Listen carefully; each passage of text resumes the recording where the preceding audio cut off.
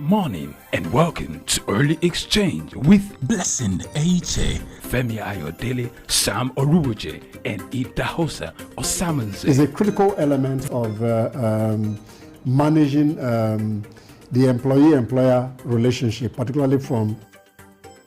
The problem in Nigeria is not corruption, and everybody seems to be very surprised that corruption is not a problem. How can indigenous languages be promoted in a country like this? Statistics show that less than 10% of Nigeria, the population of Nigeria, has have access to health insurance.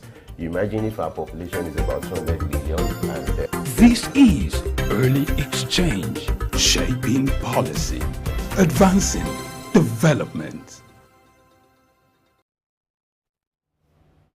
Hello, good morning, and welcome to your one-stop shop for business, economy, and development programming. This is Soup News and your life on Early Exchange. My name is John Rogers Chooks, and today we will be hitting the ground running on the textile industry. But before we get right to it and get those briefings on, let's listen to the news from our own delectable Joy. Joy, how are you doing?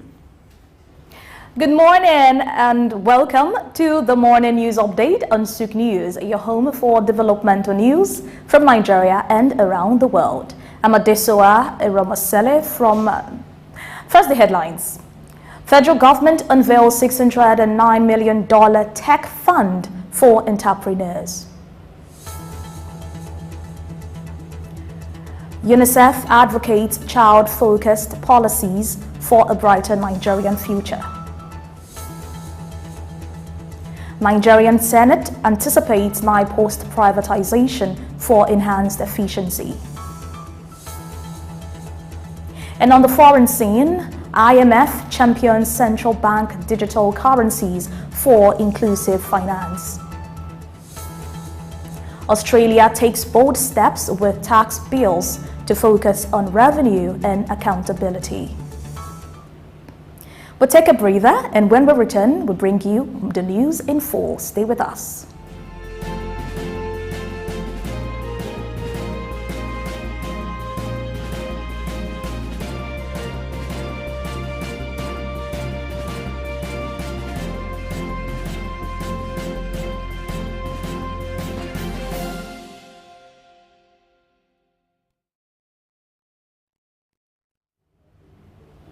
Welcome back.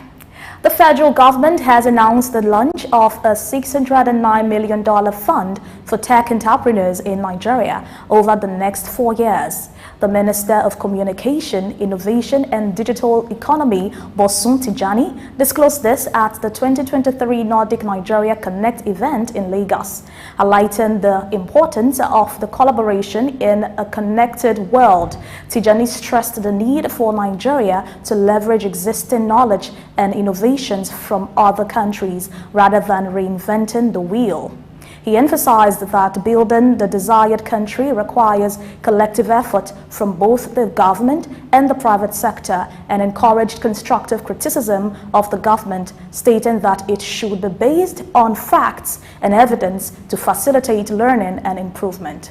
Tijani emphasized the significance of telecommunications as a major contributor to services and urged the country to establish partnerships to propel its citizens forward. In another development, the Director General of the National Council on Climate Change, NCCC, Dr. Salisu Dahiru, has reaffirmed the unwavering commitment of the federal government to green energy with the announcement of strategic plans for low greenhouse emissions and sustainable development. Speaking at the national workshop to validate Nigeria's low-term emission development strategies in Abuja, Dahiru emphasized the significance of this initiative as the nation's crucial step towards a brighter and sustainable future. The workshop, held in collaboration with the 2050 Pathways platform, aimed to validate Nigeria's long-term low-emission development strategy spanning until 2060 and supporting the revised 2021 National Determined Contribution under the Paris Agreement. The chairman of the House of Representatives Committee on Climate Change, Honorable Chris Nkwata, commended Nigeria's proactive response to climate impact, recognizing the commitment to transitioning to a net zero emissions economy from 2050 to 2060 as a commendable and necessary step. Moving on, the Group Chief Executive Officer of NNPC Limited, Mele Kwari, has urged stakeholders in the Nigerian oil and gas industry to adapt, evolve, and take a leadership role in the dynamic global energy landscape. Delivering a keynote address at the 41st Nigerian Association of Petroleum Explorationists Conference in Lagos, Kyari stressed the pivotal role of oil and gas exploration in shaping the industry's future. He stressed the importance of dedication, expertise, and continuous pursuit for knowledge to unlock new frontiers and push technological and economic boundaries. Stressing the group's commitment, Kyari underscored the company's dedication to embracing exploration, developing renewables, fostering innovation, adopting an emerging technology, and implementing portfolio management as key drivers of success in the evolving energy landscape. While acknowledging the global shift towards renewable energy, he noted challenges such as intermittency, predictability, and reliability due to geological constraints. We'll take a breather now, and when we return, the news continues.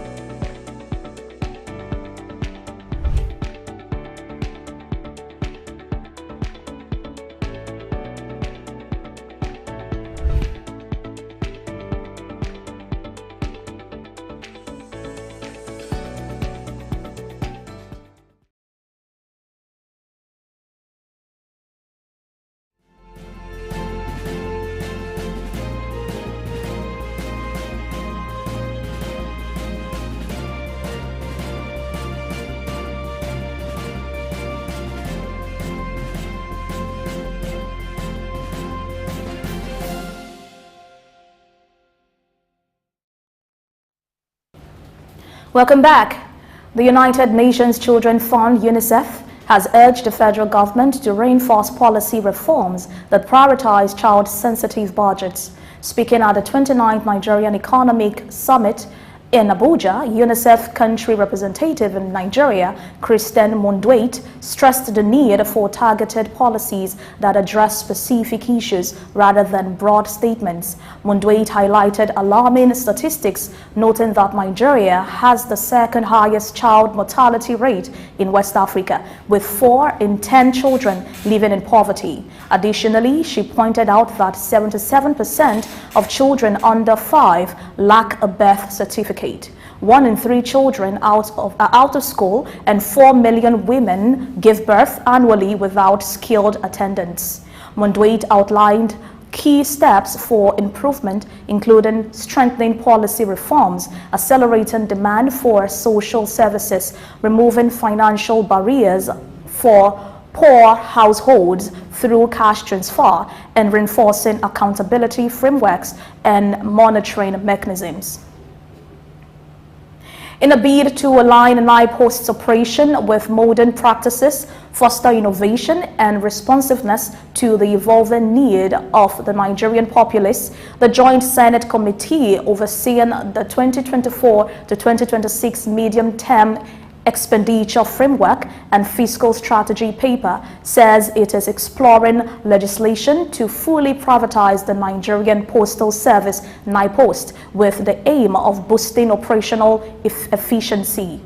The deliberations unfolded as Postmaster General Tola Odeyemi presented NIPOST 2024 proposal before the committee, indicating a commitment to transforming the postal service for improved service delivery.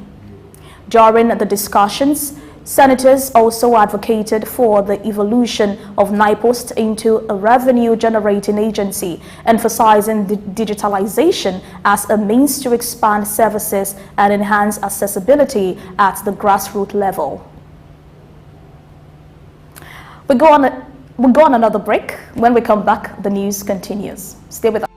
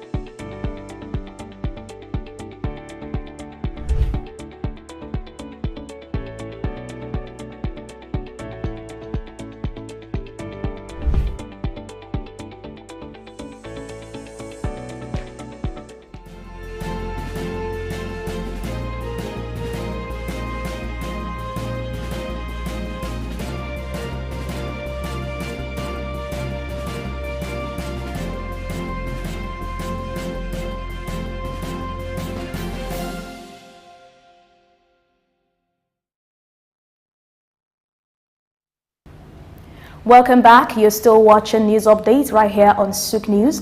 Remember to follow us on all social platforms. And now we move to the Middle East. Dubai Airport is anticipating annual passenger traffic at Dubai International DXB to reach 86.8 million, surpassing 2019 figures. This comes amid the continued surge in record-breaking numbers during the final quarter of 2023, signaling the aviation sector's robust growth.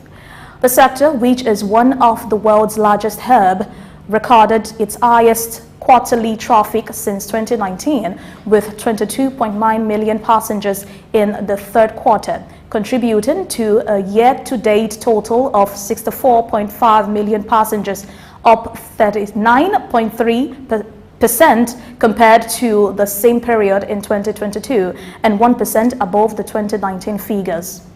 The strong rebound in passenger traffic is attributed to revenge travel following the COVID-19 pandemic, positioning the travel and tourism sector as a significant driver of Dubai's economic growth over the past 2 years. Dubai International is expanding its infrastructure capacity to accommodate this growth, with current capacity at 100 million passengers annually, and plans to increase it to 120 million through the deployment of innovative technology, infrastructure expansion, as well as more efficient use of space and resources.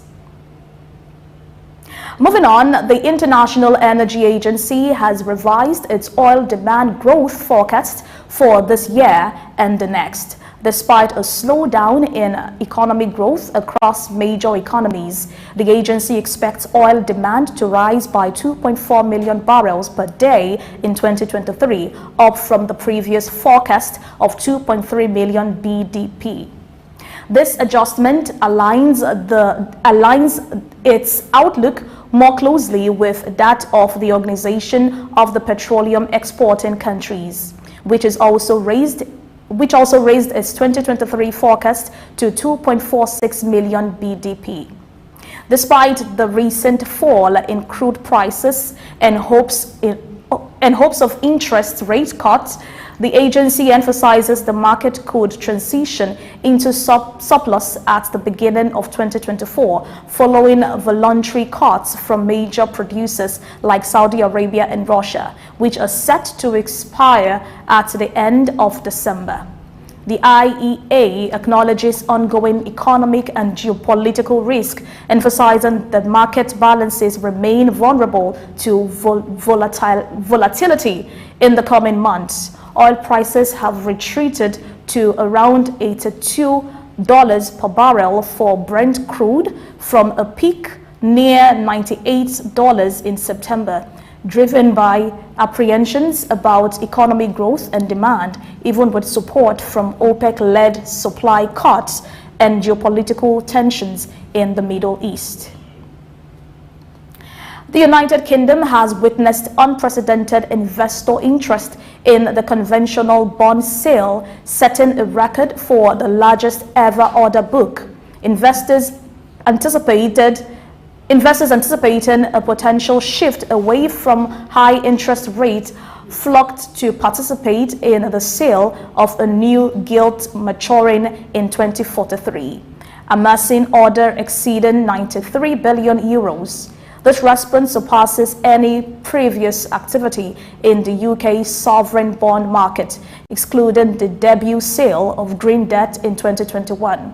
This surge in demand underscores the robust investor appetite for fixed income securities in primary markets, just as the global bond market has experienced a rally driven by expectations of central banks lowering interest rates in the coming year. Notably, 20 years gilts now yield around 4.6%, a decrease from the peak above 5% observed just last month. The managing director of the International Monetary Fund, IMF, Kristalina Georgieva, says central bank digital currencies have the potential to replace physical cash and can offer a resilient and inclusive alternative. Speaking at the Singapore FinTech Festival, Georgieva highlighted the advantages of the digital currencies, particularly in island economies where distributing physical cash can be costly. She noted that the currencies could enhance financial inclusion, especially in regions where access to traditional banking is limited. Georgieva acknowledged the global interest in digital currencies, with over 100 countries representing around 60% of the world's nation. While 11 countries have already adopted CBDS as of June, and 53 are in advanced planning stages. She stressed the need for continued innovation in the space. Additionally, she announced the launch of an IMF CBDC handbook as a reference guide for policymakers worldwide. In another development, Xiaomi Core, a major player in the Chinese smartphone industry, has provided a sneak peek into its highest anticipated debut in the electric vehicle market. The unveiled model, Beijing Xiaomi SU7, is a 5-seat sedan that stands out with its panoramic glass roof, offering a distinctive and modern design. This move represents Xiaomi's strategic expansion into the electric vehicle sector, aligning with the global trend towards sustainable transportation. The official filing from China's Ministry of Industry and Information Technology confirms that the Beijing Xiaomi SU7 will be manufactured in collaboration with state-owned Beijing Automotive Group Core. This partnership not only underscores Xiaomi's commitment to entering the EV market, but also highlights the cooperation with a prominent player in the automotive industry. Similarly, popular automobile company Volkswagen is yet to finalize its decision to produce a 20,000 euros electric car, but CEO Oliver Blume expressed confidence in achieving this milestone by the second half of the decade. Speaking at a conference in Beijing, Bloom emphasized that the key to reducing electric car prices lies in cutting battery costs. In March, Volkswagen outlined plans for an all-electric car priced at 25,000 euros set to launch by 2025 with a 450-kilometer range and a rapid charging capacity from 10% to 80% in approximately 20 minutes. While the company has previously hinted at a 20,000 euro vehicle, detailed information was not provided. He acknowledged challenges facing electric car adoption, including inflationary pressure, inadequate charging infrastructure, and the reduction of subsidies, hindering widespread consumption acceptance of the technology. And finally, Australia is set to unveil two tax bills to target increased petroleum tax revenue and address a national scandal involving leaked confidential tax plans by a PwC Australia partner. The proposed legislation focuses on reforming the petroleum resource rent tax outlined in the May budget. Treasurer Jim Chalmers noted that these changes are part of recommendations from a Treasury review, with 8 out of 11 recommendations adopted by the government in August, ensuring a swifter and more substantial contribution to tax revenues from the offshore LNG industry. Similarly, the reforms include a 100-fold increase in the maximum penalty for promoting tax exploitation schemes to $780 million, along with streaming prosecutions, by expanding the application of rules that have been infrequently used. Only 6 times. Further changes may be on the horizon as Chalmers announced a 2-year Treasury review in August to examine regulation governing large consulting and auditing firms. And that's it. And that's all we can take this morning on the news update right here on Souk News. Stay tuned for more analysis on the early exchange. Many thanks for watching. I'm Adesuwa Eremoseli. Good morning.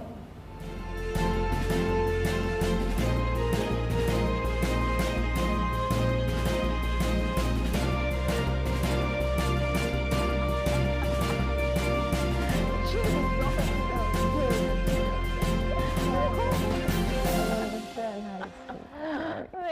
you.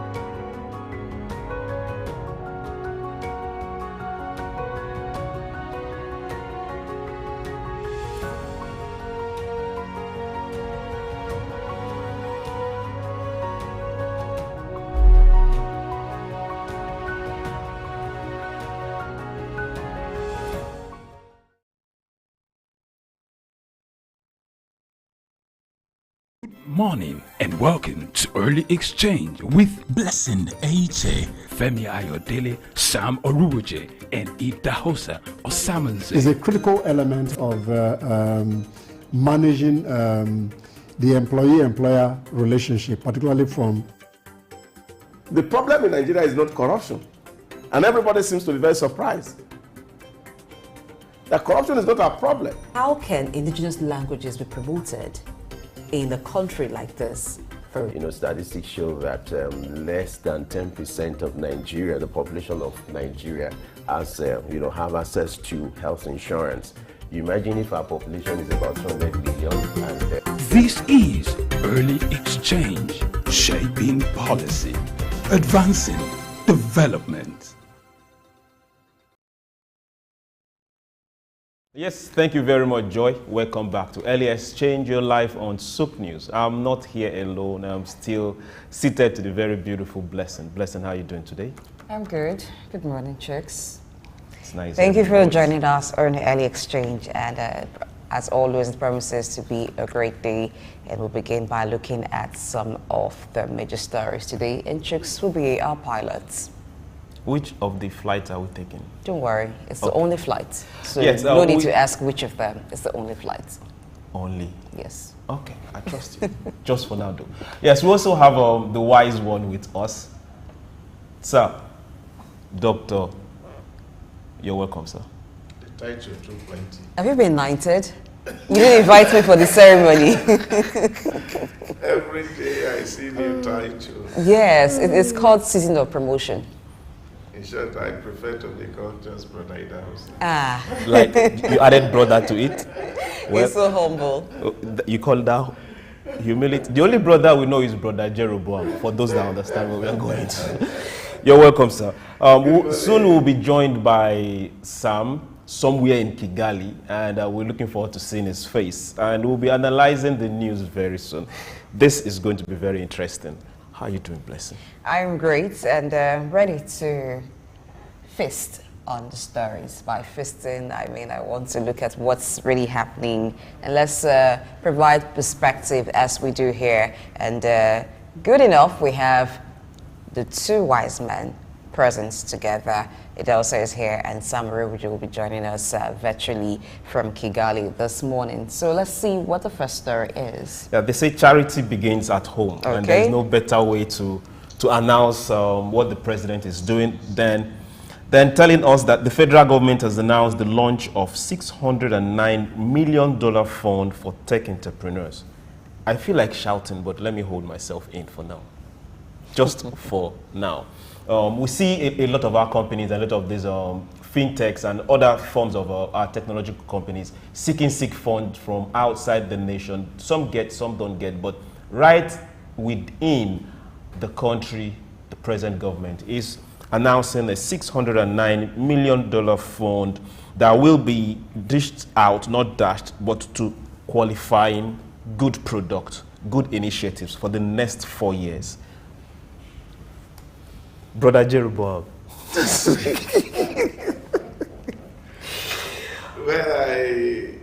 it's always good to see that we throw figure out from time to time.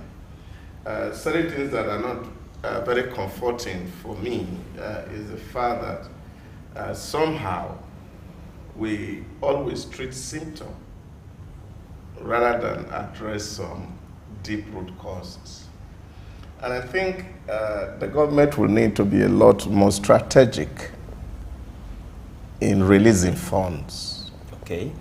You see, the problem is always not money. The problem is with the idea. And when you're throwing money at a problem, you don't solve it. Are you referring to the tech entrepreneurs as a problem? That is what I'm actually looking at. You see, Problem outside them or problem around them? no, what I mean is that these interventions, when you throw money at problem, you don't solve them. But this is not a problem. Oh my God. So, what is it? Let's allow him. What is it? The issue here is the fact that, we say we need a tech entrepreneur, and then you want to give them money. Okay. To do what? To create maybe some solutions to certain challenges. To That is the come up point with certain that innovations. I am actually talking about. Nigeria since 1960 has always thrown money at problems, and that is why we are where we are. The starting point to solving problem is to sit down around table to say, where are we going toward? Be more strategic. No. See, when you say we are going toward tech, it's broad. Okay, can I say something, sir? Oh, yeah, go ahead. Now, let's backtrack. Okay. Some decades ago, Apple came on board. Yes. Apple needed somebody to fund that particular company. Yes. One person showed up. It's the same thing. Some years ago, Google came on board. No. Someone needed to fund that company. This is a pool. No. Pool. You see, the issue for me here, okay, is not throwing money at problems. Government is not throwing money. They are only telling you that we have a pool. If you have those ideas, come. Instead of going to source money outside this country. That is what most tech companies do. Okay, Idahosa, let's understand where you're coming from. My own viewpoint is simple. We need to sit down to say to ourselves, okay, where are we going? You see, technology is so broad. It's so broad. Businesses focuses on area where they have core advantage. Which technology are we investing in that is going to give us a leverage to compete with other countries in the world? Okay. This is where strategy comes in. Sit down and say, you can't compete everywhere. You can only compete in a space where you have a competitive advantage. But we need to play. Yes, of course, it's not about playing. The core issue here is the fact that you first of all create a vision of where you want to go. Take for example, we want to specialize in the production of television, for example, or smart screen. Then you are zeroing in your funding on a particular direction. Are you talking about the country or individually or privately? I am talking about the nation. So when you are saying you are putting a pool together, okay, and you put money together for tech entrepreneur, okay, what you get is that somebody is doing refrigerator come to take some money and do something small on that side. Somebody who want to do act, take some money, do small on that side. Somebody want to do camera, take some money, do some on that side. And at the end of the day, you become the jack of all trade and a master of none. I guess so as a country, we have to be very strategic to see which area do we want to play, where do we want to leverage the global market, so that we as a people will say this is what we are specializing on, and then we begin to galvanize all our energy, all our resources toward that area, so you become competitive. You see, all these issues we are talking. But you know that the world has moved. And that is why Idahosa wants Nigeria to be intentional about the movement. It is not about intentional. Yes, this pool is intentional. What he's saying is this: there has to be a plan first before you bring money. So if you bring tech entrepreneurs together, it's about asking, to what do we want to channel this money? Is it about technology? Yes. But in what area, in what sector? We have different sectors that need technological improvement. So if the vision is created and we say, this is, for instance, agriculture, we want to devise new technology to improve agriculture, to make farming more productive, then you bring the entrepreneurs together, you put the fund, it's channeled towards a goal. You know what you're expecting.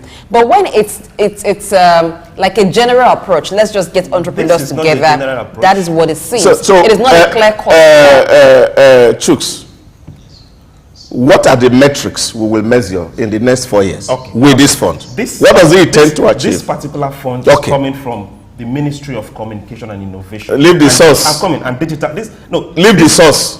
What are the measurable indicator that in the next 4 years, we will, as a nation, will be able to measure to what extent this fund had affected the economy? Now, let's look at this from this angle. No, just give us the indicators. There's no need to. Indicators is yes. Now see, okay. if I have an idea, or if I have a no. Hold on. I let you speak, is it not? So let me speak too. If I have an idea or have a functioning company that you can see and say, okay, this company is making profit. This company has product that is developing. And they can access funds to get better. Why can't they get into a pool? You know what they say? No nation has ever developed that way. Nations are intentional about development. Let me give you two. Let me give you three specific, unique examples. Bangladesh, in 2021-2022 alone, contributed from garment industry alone $42 billion US, which is far more than what Nigeria budgeted in 2026 that we are going to borrow. So which means the money they make from clothing alone is far more than what we are getting from oil and every other revenue put together in just garment industry. But you go to Bangladesh, every university in Bangladesh, they are teaching textile. For Bangladesh, right? Yes. Thank you very much. Everybody is teaching textile. Can I so you have BSc textile engineering, PhD textile engineering. This is what you have. Will be joining us. So let's get Sam's view on this. Hello, Sam. Good morning. Good morning, Blessing. It's already hit an argument already, but what's your take on the government's approach towards encouraging entrepreneurship, tech entrepreneurs in the country? The federal government announced the launch of a $609 million fund for tech entrepreneurs in Nigeria over the next 4 years. What's your take on this? Well, it's welcoming, and I think it's gratifying to note that the current Minister for Communication and Digital Economy is equally a tech entrepreneur. From that perspective, I think these funds will go in the right direction to create innovation for entrepreneurs in that industry. I differ slightly with Dr. Dausa. These funds are meant to enhance creativity and innovation in the tech space, and they are dedicated to budding entrepreneurs who can engineer in the social space to bring about some incremental development in the tech sector. To that extent, I think in the next 4 years, on an incremental basis, we'll be able to resolve some of the technological innovation, particularly from the youth who are so tech swab, so that we can put the country on the path of development. I do hope, particularly from the perspective of the minister, who's equally a tech entrepreneur, these funds will be channeled in the right direction. I agree from the perspective of that we must be intentional, we must be strategic, and we must be focused on the way we deploy resource, particularly in the IT space. I think that kind of balances up the argument on the table, because on side A we have the argument that it should be intentional, but I think it's a combination. It's a combination of both. To say to us that look at it, you see, because we need to also look at the information or the data in our hands, because this is actually talking about telecom industry. See, when you are looking at where you want to grow your expertise, this is what I am saying. Nations are deliberate about development, and Nigeria cannot afford to waste its energy. Are you calling this the waste? Oh my God. It is not a waste. I think what it is that, yes, we want to encourage entrepreneurship in the tech world. We want to encourage ideas, like Apple, which was example Apple you gave. is even far. Let's talk about Nigerian entrepreneurs. Wait, what like about Apple, hold on. Like Apple in those days needed an investor. It needed someone to fund them. We have so many tech entrepreneurs in Nigeria with great ideas looking for funding, and they're unable to get. Now, while this approach may be good, but what will make our development faster is when it is intentional and geared towards different sectors. Then we know what we're expecting. It is quite easy to maintain. Now, I was trying to say earlier that when you do things the same way all the time and you're expecting a different result, what they call it. I think it's insanity okay. from Albert Einstein's point of view. I did not want to say that. Yeah, let's just say that. But the point here is, why don't we try a different approach? We talk all the time about Nigeria lagging as far as technology is concerned in different areas, and that's why we cannot compete favorably with the world. So what about doing this intentionally? As you bring tech entrepreneurs together, you're also having a vision of what you want them to do. So it's not about the individual company alone. You see, the problem is that the problem we have as a people, Nigeria, we always feel that we have solutions where we don't have. Just mention Apple, for example. I left Apple and I called Flutterwave. Yes, the Nigerian company. Yes, you see, now you imagine in that Flutterwave connect. And they sourced fund outside this country. Yeah, but that's what I'm talking about. There are over 1,000 There's nobody sourcing fund anywhere. Understand these principles. It's simple. I have an idea, and I develop this idea, and I take it to a factory who invest in the idea, and they mass produce it. This is it again. This is 2023. Some of these things we are talking about is just somebody carrying a laptop. We are looking for the next Twitter, we're looking for the next X, we're looking for the next Facebook. We are looking for the next metaverse. These are ideas that can change the world. Companies are right now moving to metaverse. How many laptops do you think we have in this country? It's not about it's not about having. This is the thing I am saying. Sir, you see, this is 2023. No. Leave 2023 alone. What we are saying is that if you want to grow, you have to be intentional. You put your things on the ground. I said, this is what I want to do. I want to produce egg. The government has not that I have put money together. Whatever thing you want to produce, come and take money. No. All right. Now, where is this direction from your point of view?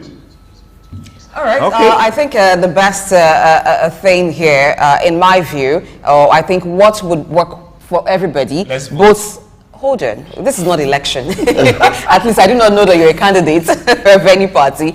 Okay, so I think what works will be a combination of both. We have $609 million fund, right? How about giving some portion of it to individual companies, indigenous companies to develop what they want to do? And another goes to a vision that will also be pushed by companies in Nigeria. You understand that these visions we're talking about, for instance, the agricultural sector, if we want to develop certain technology. We're talking about tech, leave agriculture for now. You can use technology for agriculture. You can use technological innovation for agriculture. There is no sector. There is, of course, I never disagreed. There is no aspect of life that you cannot use technology for. So when this roadmap, for instance, or this vision is drawn, it is still going to be implemented or acted upon by indigenous companies. So it's the same thing. The only thing is that you're not leaving it to them to decide what they want to do totally. You will also, as a government and as the one funding this, channel it towards areas that will bring about mass development and in a quick way, using the model that have been explored by several countries and has worked. We've done this over time, where government gives money to a particular sector and they determine what they want to do with the money. It has not really yielded us that kind of development that we want. How about trying a different approach? That's all we're saying on the table right here. You see, it looks as if it's new. Oshibanjo launched $600 million young entrepreneur tech fund before they left office. This is not the first. This is not going to be the last. We need to call him and ask him what happened to him. You see, it's not calling. The truth of the matter is that those who lead us, we must understand what government is. Government is not about throwing money at problem. Government is sitting down to articulate a direction for the entire nation. Once you have a global vision that you are going to pursue and you are funding your vision, you will be able to measure your success. Okay. But when you put money aside, because people will definitely access this money, and that's what I keep saying to people, our problem in Nigeria is not corruption. When you have a bad system that you put in place, that you don't have idea, and you throw money on the ground, people gamble with whatever thing, then you suffer losses, and you say some people are stolen. I think we will need to continue this conversation at another time. We will get across to the Minister of Communications, Innovation and Digital Economy, Bosun Tijani. Hopefully, we'll be able to explain more to us what how the government plans to ensure that this tech fund for entrepreneurs is well utilized, and there are goals that are built around this. There are also metrics to measure the effectiveness of this investment. We'll move on to another matter. Yes, this is going to be very interesting. We're looking at low carbon economy. Nigeria commits to sustainable future with low emission strategy. Most times we keep talking going green, going green, going green. And our brother, our major wise man here, is always talking about what you call it? You call it. There's this particular phrase you coin it with when you talk about Nigeria going green and stopping emissions and joining the global world. Okay, sustainability debate. Yeah. No, you have this personal survival stuff. You call it with the world in the world order. Okay, let's just go with sustainability debate now. Is it something we should just take hook, line, and sinker? You see, and join the whole world. We are still coming back to the same argument. And this is where you see, as a person, I just feel governance is very simple. It's very simple. You don't tell me you want to reduce carbon emission in 2030 by 40%. Now, what are the actionable steps that we are putting in place? Where will this carbon be cut? These are issues, and this is what for me strategy is all about. You don't come out and tell people and make promises. Talk is always very cheap. Now you're looking at it. By 2030, what are we going to be doing? Take for example, even the greening of the environment, for example. You go to a small country like Mauritius, small country like Rwanda, small country like Morocco, and see what they're doing with green environment alone. Planting. Go to Australia and see what rule is in place for planting of trees, even to absorb the emission. Now, if you go to Rwanda airport and you are coming down, you have a cellophane or a nylon paper. They take it from you and drop it because you are not allowed to come into the nation with with plastic bags. Polyethylene bags, yeah. It's taken away from you by the immigration. You can't come into society with it. Now, these are deliberate steps and actions that government put in place to say we are solving a problem. Here we just sit down and we hear other people are having conversation about how they are going to solve their problem. We will just come out and we will write a figure. But how we're going to measure this thing is for me what is important. And I think those who are talking to us from the government side should be able to give us perspective. What are the policy measures that are being put in place by government to help us achieve this by 2030? Now, if you go to other places, take for example in the UAE, where they are even hosting the COP28. Now they're starting to see how do we reduce people from driving car, and they are encouraging people from riding bicycle, and they are making tracks along their ways for bicycle. That's a policy measure. That's also happening in France, for example. So what exact thing are we doing that will reduce this carbon emission? Is for me what it is. It's what the argument is. The fact that we must understand by nature, the way God created us as humans, human being taking oxygen and they releases carbon dioxide. Now, of course, civilization has destroyed the ecosystem such that all the carbon dioxide we emit, there are not even trees to be able to absorb it alone. And so this is creating a whole lot of trouble. So that the trouble is there is not a problem. But what's the problem is that we must also be strategic in terms of how we deal with our problem, not just policy statement or somebody just come out and make a statement, then before we now start to think on how we want to achieve it. And I think the thinking should happen first before announcement. Okay, thinking before talking. All right, let's talk to a man who has thoughts, and he will talk to us right now. Sam, what's your thoughts? All right, we'll get back to Sam later. But I think, yes, that we should actually follow up what we say or have plans before we even say. But now that the talking has come and we're looking for the strategy on how carbon emission can be reduced, let's look at the way the country is structured or the way things happen in the country. For instance, power is a major challenge, and people providing their own power for themselves with the use of generators. Until that is addressed, and we're talking about reducing carbon emission, I think we're not yet ready to a good extent. And then it also has talked about trees. Let's even look at the forests, where these trees are there naturally, not to talk about the cities where we're planting trees. Now, trees are felled constantly in forests. Without the rate at which they are felled is not the same rate at which they are replanted. And so even in states like, for instance, Edo State used to be known for timber production. For states that used to be known for timber production, the level of production has declined.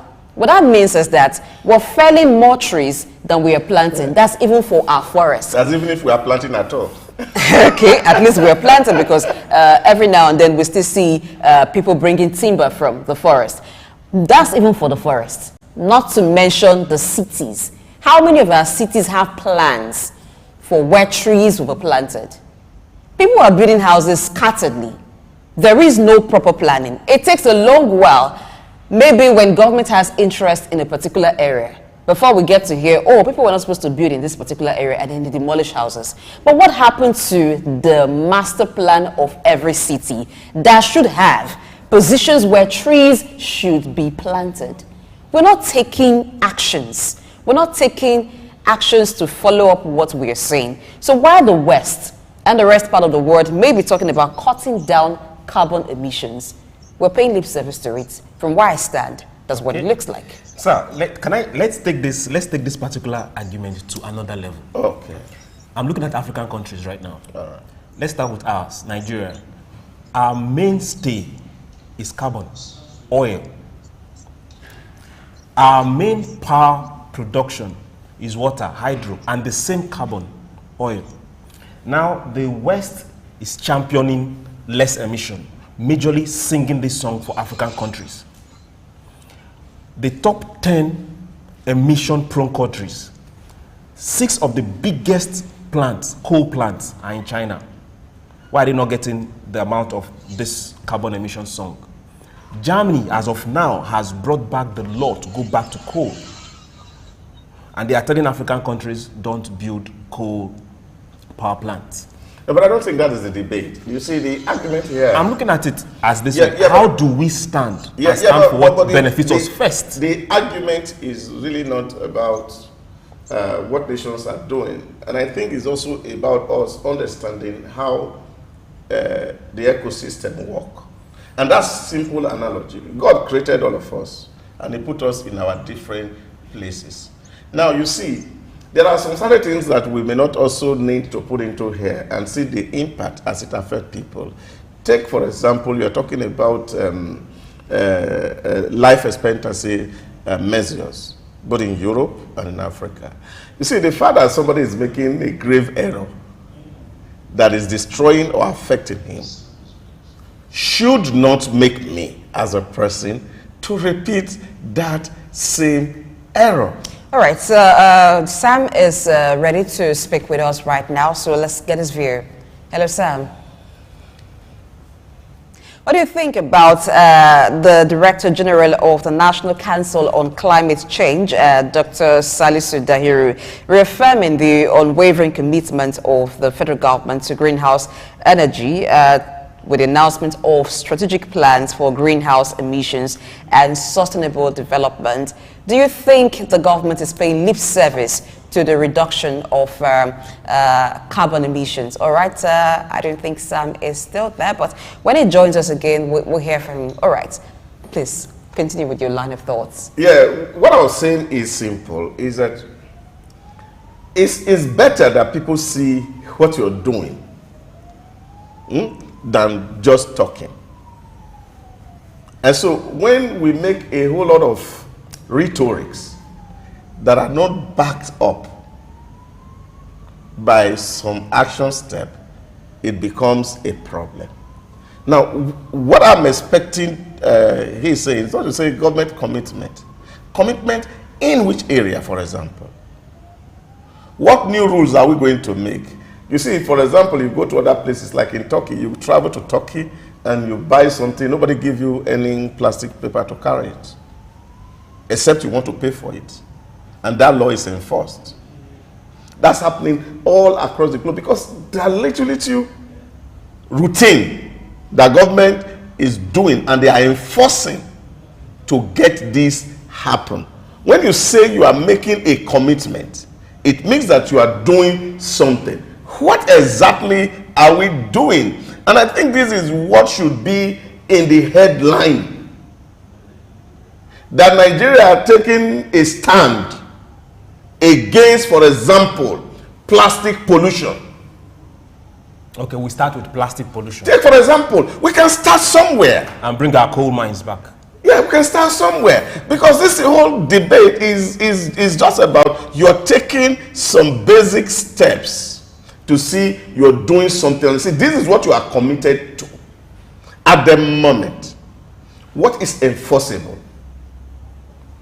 Even the so-called investment in the coal, that of course we're also thinking that of course we're also inventing new technology to ensure that we can reduce the level of carbon emission is also something that we have to look at. So, but for me really is that too much of rhetorics without action make people lose trust and confidence in government. And that's why we are the low ebb.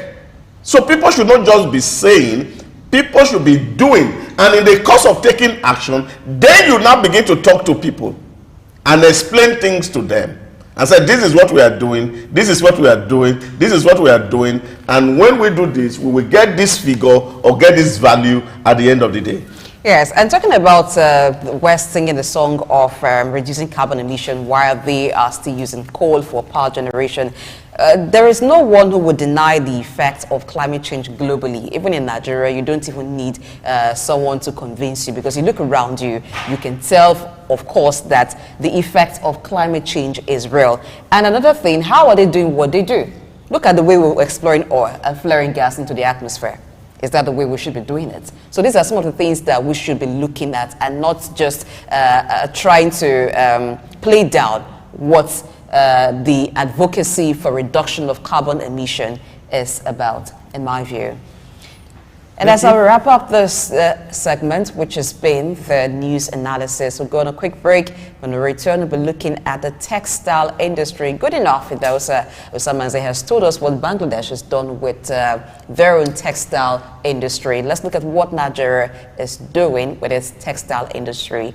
Thank you very much, Delsa Osamanze, for being with us on this segment of the show today. Always my pleasure here to bear my mind on national issues. And Chuk seemed to like to bear his mind with you as well.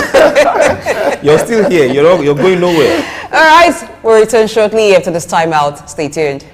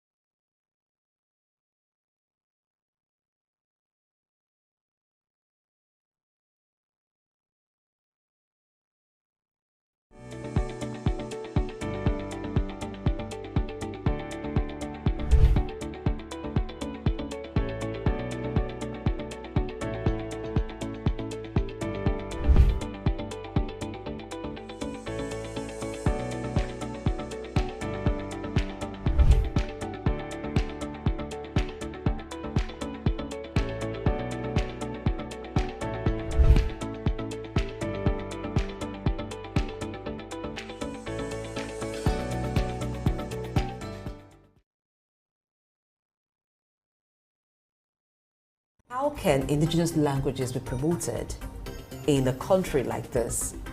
Statistics show that less than 10% of Nigeria, the population of Nigeria, has, have access to health insurance. You imagine if our population is about 200 million.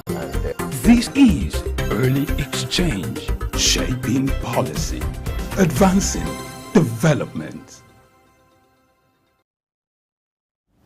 All right, we'll begin to look at Nigeria's textile industry today. We're still having Idausa Osamanze, who is Director, Research and Policy, Africa Development Studies Center, ADSC, and also in-house analyst here at Souk News. Thank you for staying with us on the show, sir. Blessing, thank you for keeping me here. All right, let's talk about local manufacturers of textile materials in Nigeria. Some years ago, Nigeria had over 200 textile industries put together in Nigeria. But currently, we don't even have close to 100 of those textile industries. What has happened to the textile industry in Nigeria over the years? Well, it's not just textile industry. Like I said to people, what has happened to other industries, what is happening to textile industry. And it is our inability to take a long view of the things we do. We enjoy it while it lasts. I said it on this table 2 days ago. Mesa Otabi call it the ESO mentality. So you're just getting profit and you eat everything, including your seed. And that's what we do.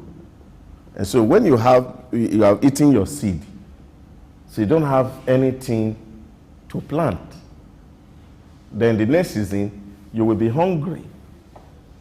This is our problem, and I think it's global for us as a nation. And this is where we will really need to sit down to look at things in the right perspective if we actually want solution. And this is where, for me, you see the principle of intentionality comes in, that as a people, you want to be sure of what you are doing.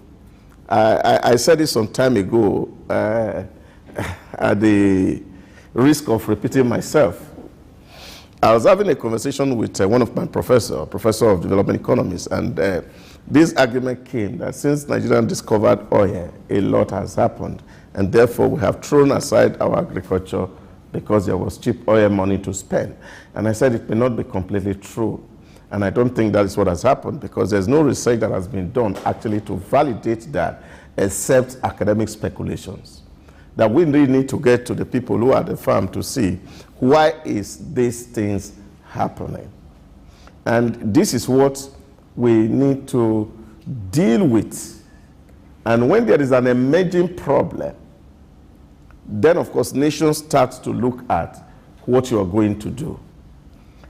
If you look at the textile industry at a time when Sir Ahmadu Bello, God bless his soul, went to Egypt and saw what they were doing with cotton and with the textile industry,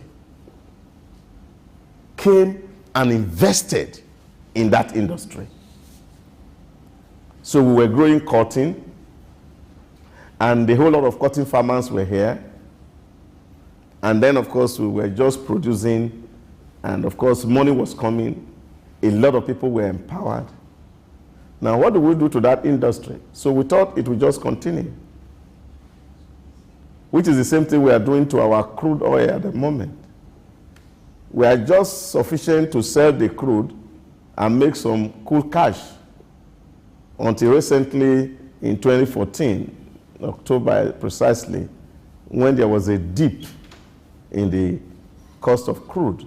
And you remember that famous argument of the Governors Forum during the President Jonathan's regime, when, of course, they had to even go to Supreme Court when the then coordinating minister of economy was emphasizing that we needed to grow a sovereign wealth fund where we could actually take and keep our profit and reinvest them to make more money. And they say it's our money, let us share it.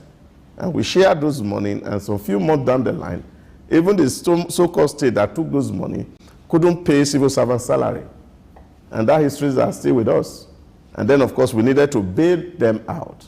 And you see, this mentality of eating seed, which is ingrained in us as a people, for me, is the real problem.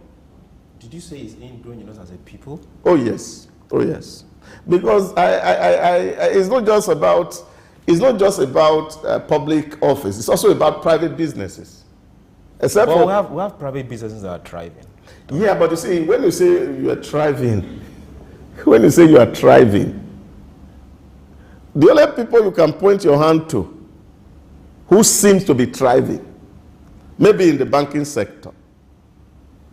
And that's because they perfected their art to take so much from other people to grow, not because that they are doing any deliberate investment in banking that is bringing profit.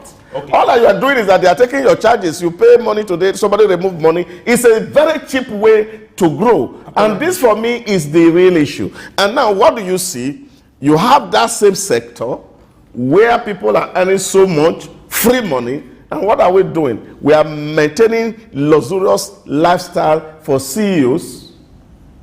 And you can see the ripple effect on the economy. Now, therefore, if you go to other places, you see where commercial banks are investing in industries. They are investing in agriculture. What are they doing? Is that they are not just waiting for depositors' money alone. They are also making money. Now, you can't talk about that in our own industry here. All we do is that because we get cheap money, and then, of course, all this deduction, you carry it, you say, this declares your profit. What legitimate business are they doing? Except that those ones you seem to be succeeding are the actual ones who are feeding fat on the national commonwealth. So for me, really, it's about to understand that's why I said it's ingrained in us as a people. We need to understand that we don't need to always eat our seed.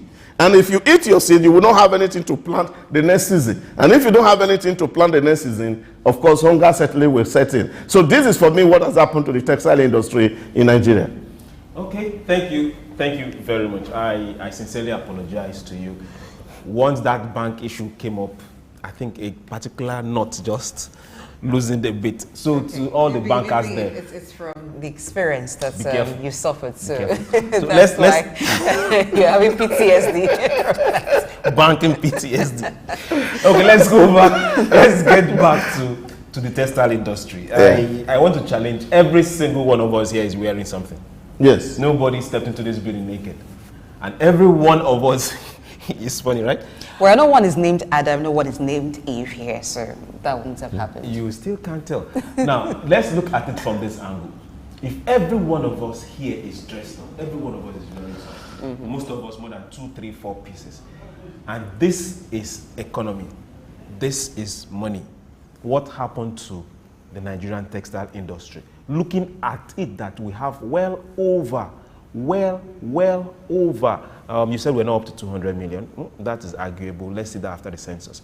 We have the population, we have the people, we have the land, we have the money to drive it. So now let's go back. Blessing started and told us about the over 200 manufacturing firms, textile manufacturing firms we had here in the 70s and in the 80s. I know some of us were not there in the 70s, but some of us were way there before the 50s too. So you saw it. The wise men saw it. So this particular textile industries, growing up in the north, the cheapest thing to buy or get around there was batik clothes. Yeah. Your normal tie and dye, it was normal. Right. What happened? Because that was a full-fledged industry. Farmers, people coming from Lagos or coming from outside Nigeria to come and buy. We had dyeing pits. We had tans for clothes, for those kind of strong clothes for horses. We had all manner of this industry and they were working. Kaduna was something else. At a point in time, there are places you go in Kaduna, you have to look for earpods because of the sound of machines printing.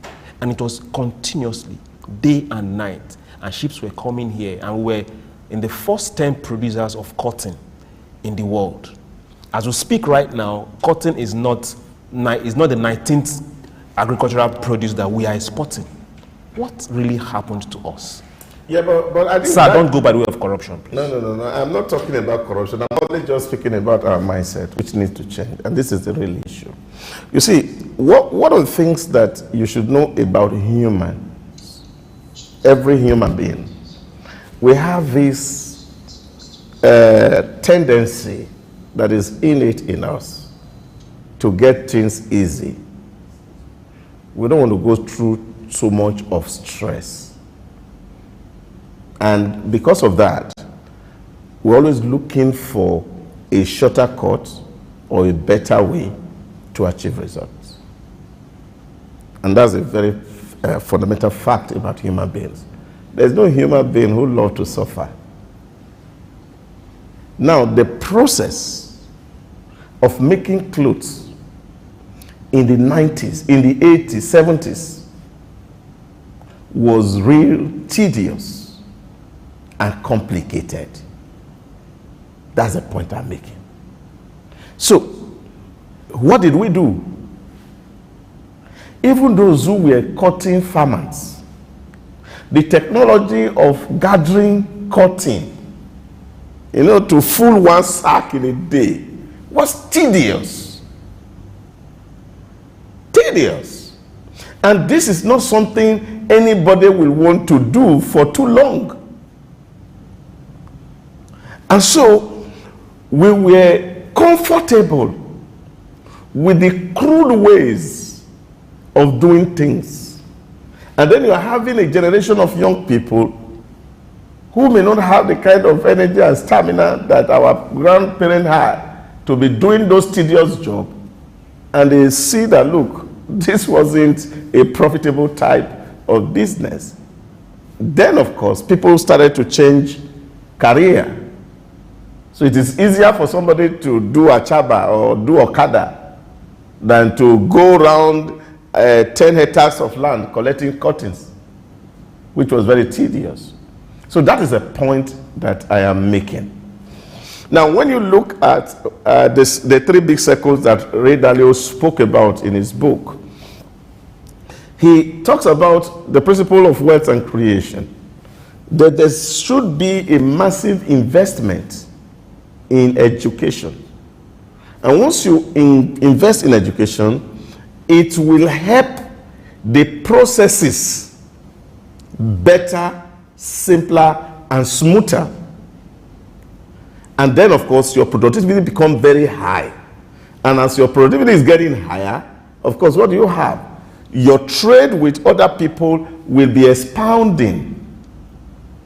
You see, we were not focusing on trading with other nations. Our big focus was that we were a sufficient market. And of course, we were not envisaging that there was going to be a globalization where, of course, the borders of nations are going to be removed. And so when globalization took effect, our companies could not compete. Yeah, because they got lesser prices. This is a problem. So the quality of what you were producing could not compete with what was coming from other country, and your factories naturally suffered loss. So this is a problem.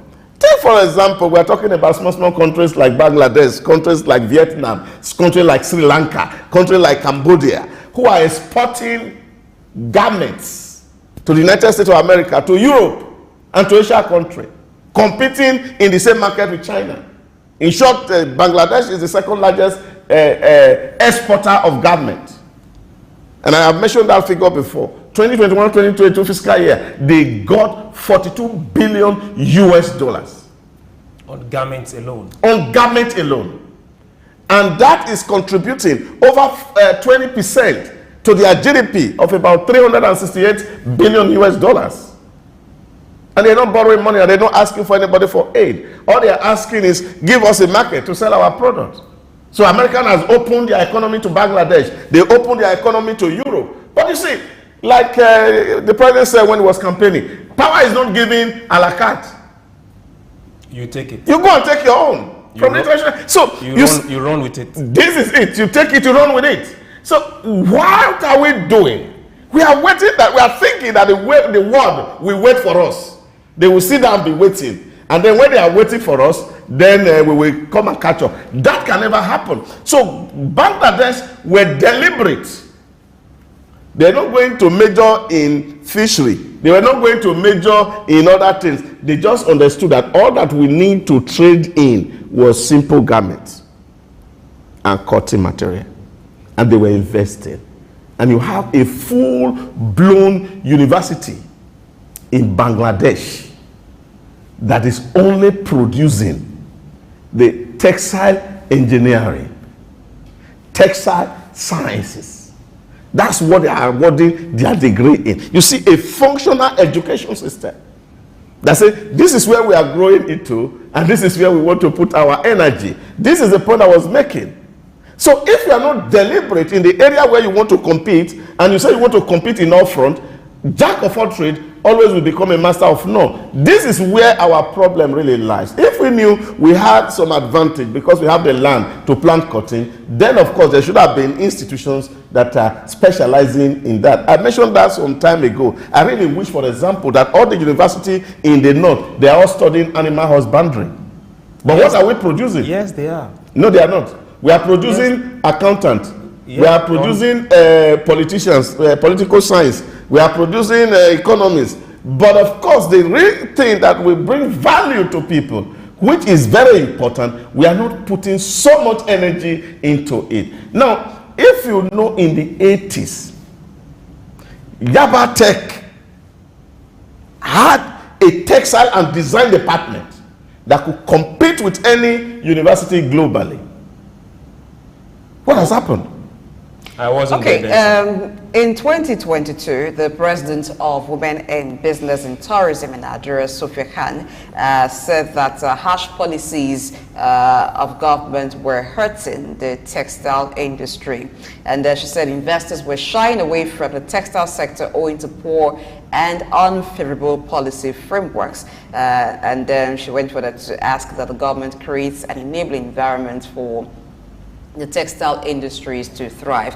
Now, using the case of Bangladesh, which you have used as an example, they were intentional about what they wanted to achieve with their textile industry, and they worked towards that. What kind of policy should be made? Because we have cotton being produced in about 22 states of Nigeria, yet we still do not have enough local supply of cotton for the textile industry, and a lot of cotton that is being used by the local manufacturers are smuggled into the country. So how do we encourage local production to be adequate? What are those things that local production would need?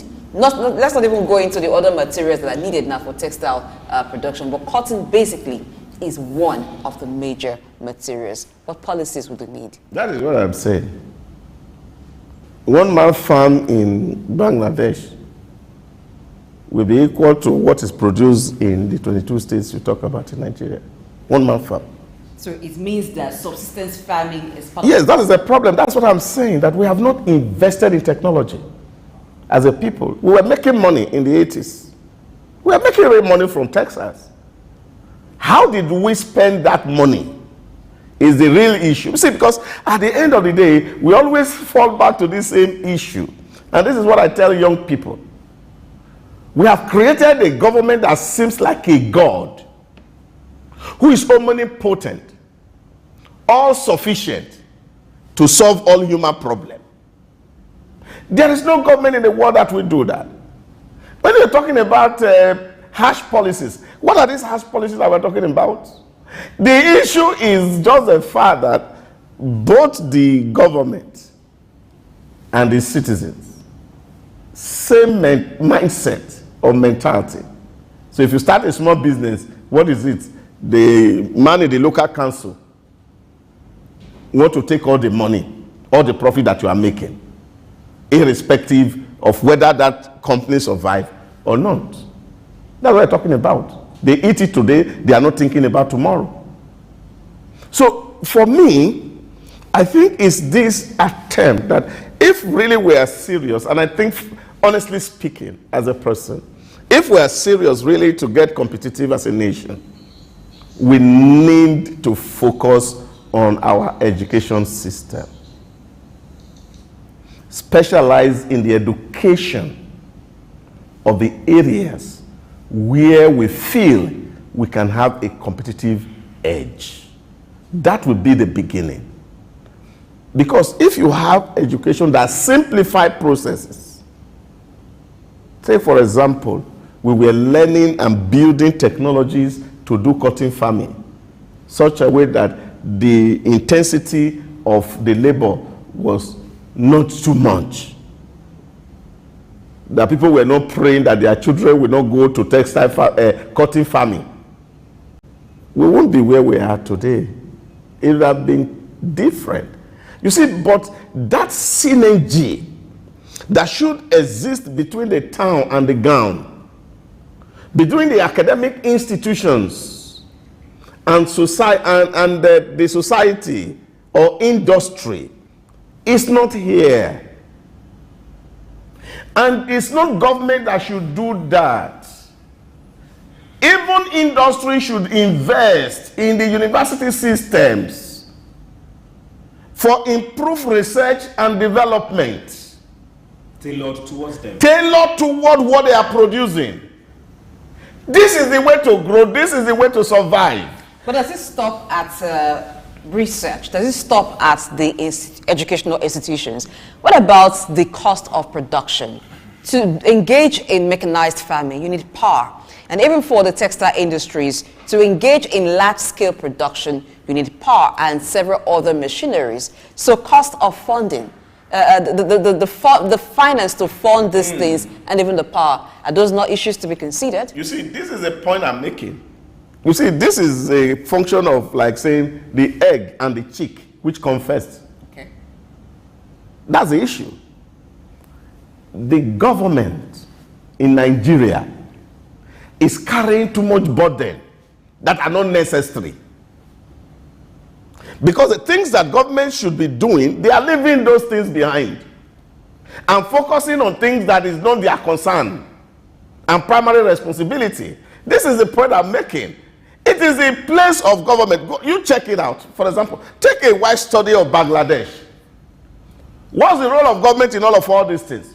Government ensure that, of course, the taxation of the garment industry is purely regulated, such that, of course, by that you can reduce their costs. Government is interested in building port facilities so that the cost of export of cotton is reduced and they become internationally competitive. Government of Bangladesh is building rail to ensure that the logistics system is working and reducing the cost of production. Now, of course, they're also working in both generating all means of energy, whether renewable energy from all manners of sources, to ensure that they have a cost of energy that is competitive. Because that is the only way you can go into the international community, international market, and sell your products. So it means that government does have lots of roles to play. Yeah, but you see, what we are having here, rather than government build infrastructure, government is doing interventions in industries Without the infrastructure. without infrastructure in place. So its own primary role, they have left it behind. Take for example, we got to a point that CBN was even funding agriculture in Nigeria in the last 8 years. That's an aberration. So you put money in and say you are calling it Accord Borrowers Program and throw money at people and you can't even measure the results.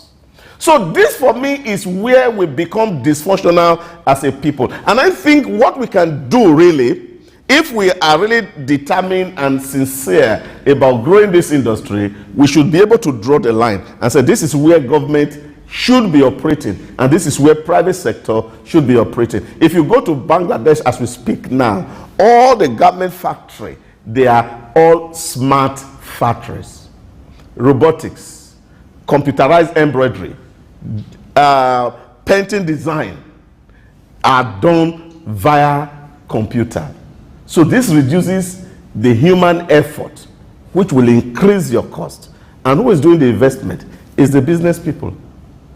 Okay, but the legal environments, like from which you said now, have been created by the government. All right, talking about the use of technology and even robotics, that means that the business people, those in the textile industry, have a lot of work to do.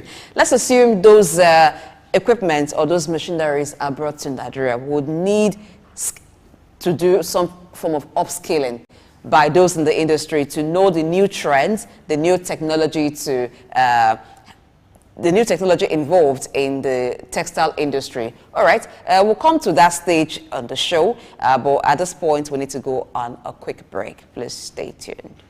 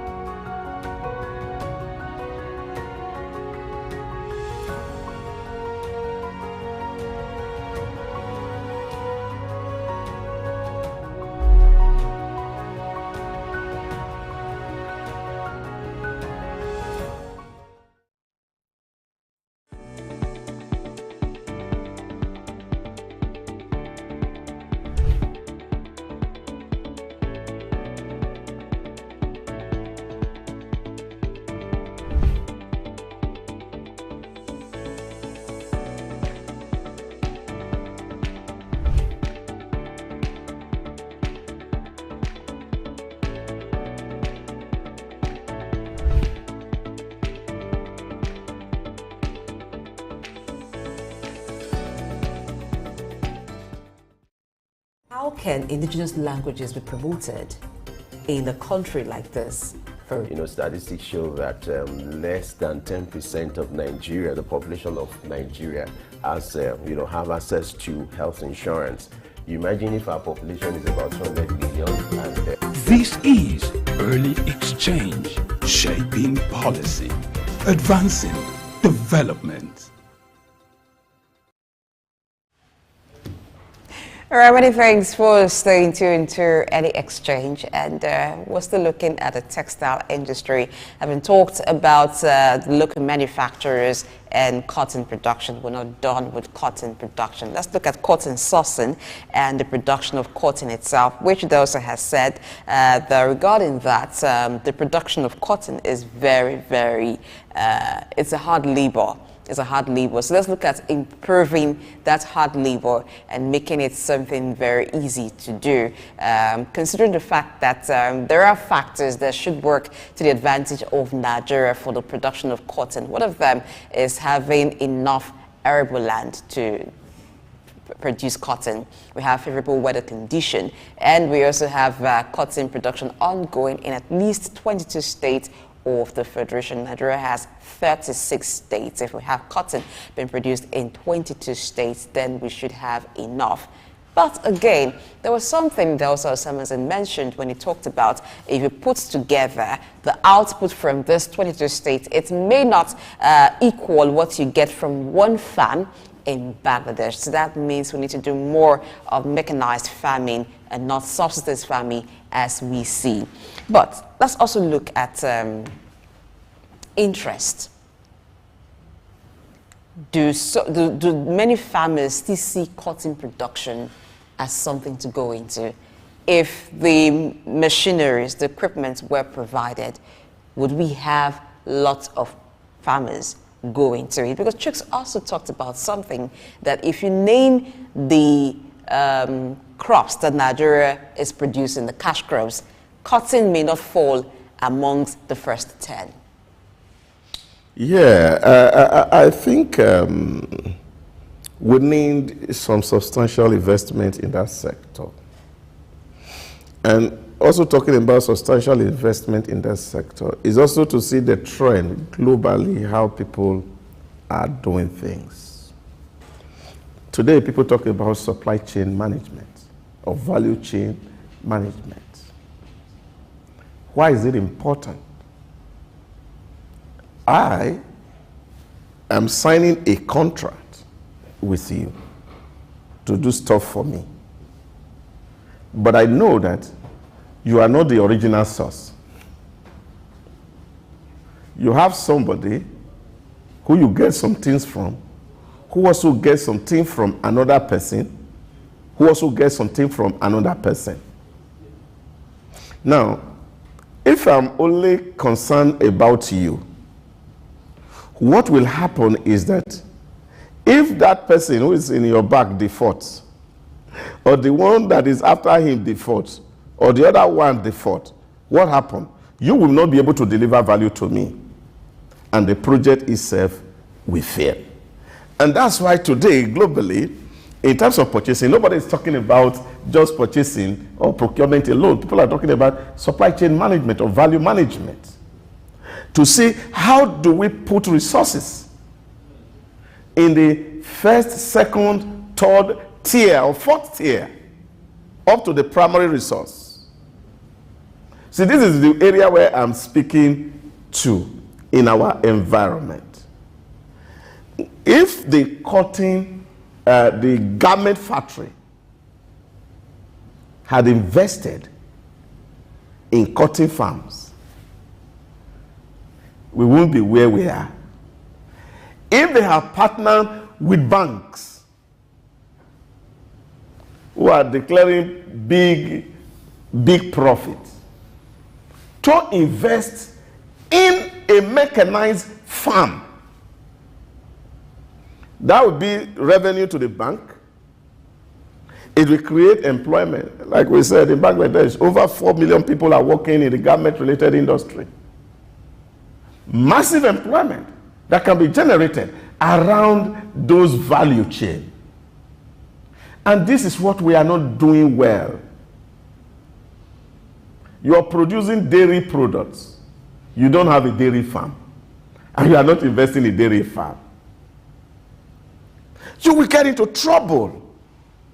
So this is where, for me, and I'm talking about intentionality in terms of developing sectors.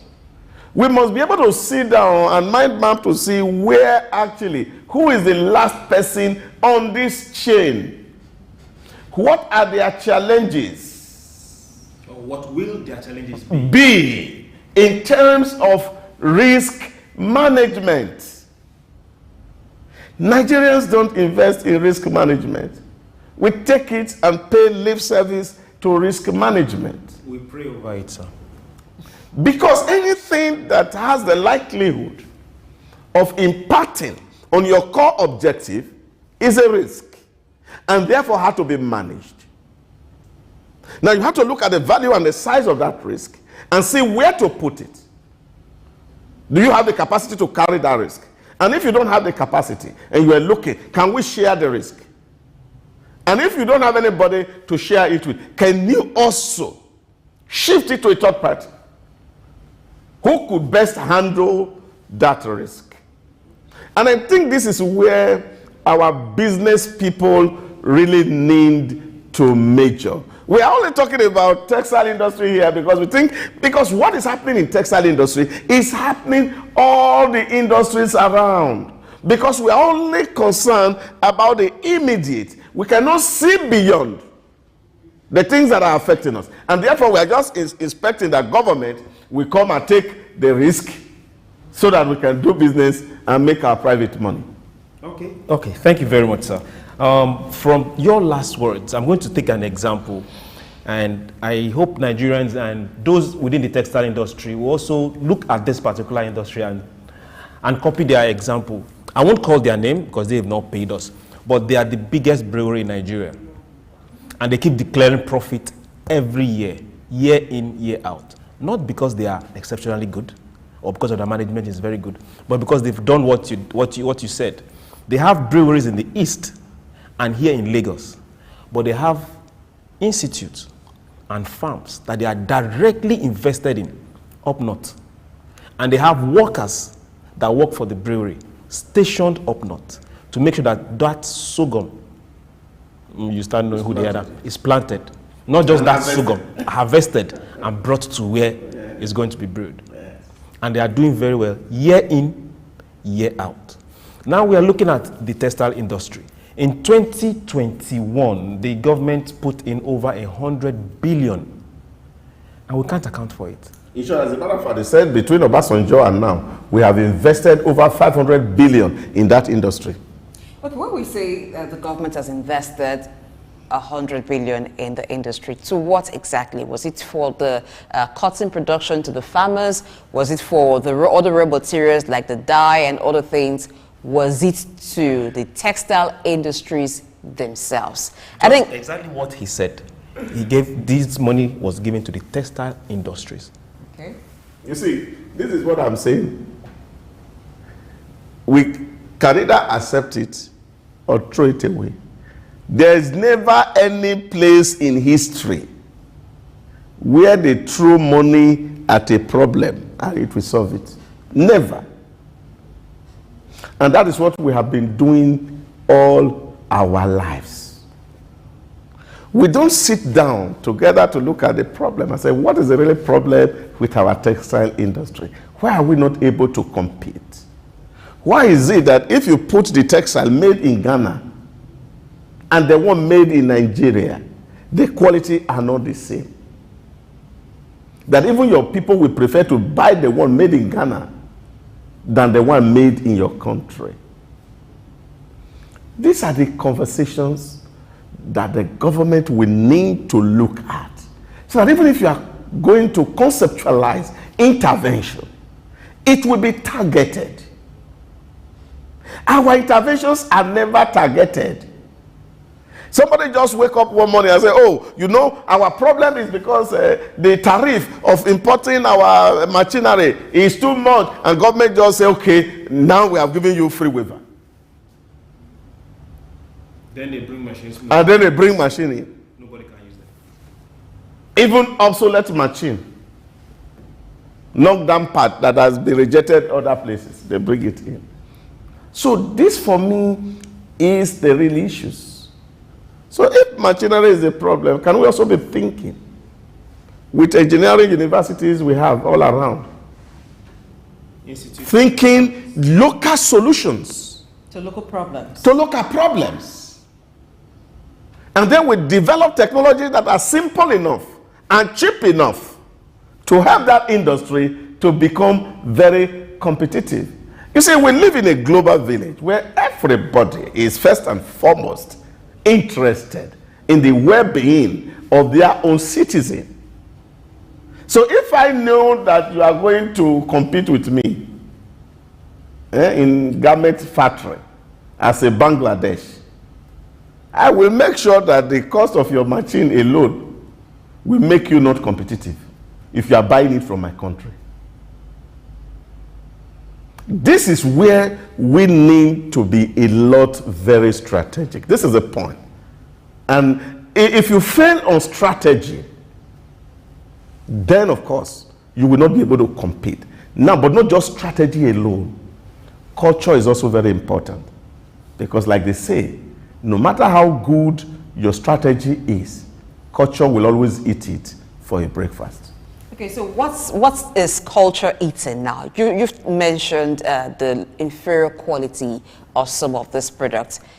Does it have anything to do with culture? Yeah, there's a cultural dimension to it. So what is the dimension? Why are they producing, or why are some textile industries in Nigeria producing inferior materials? Is it a cultural thing, or it's for our people?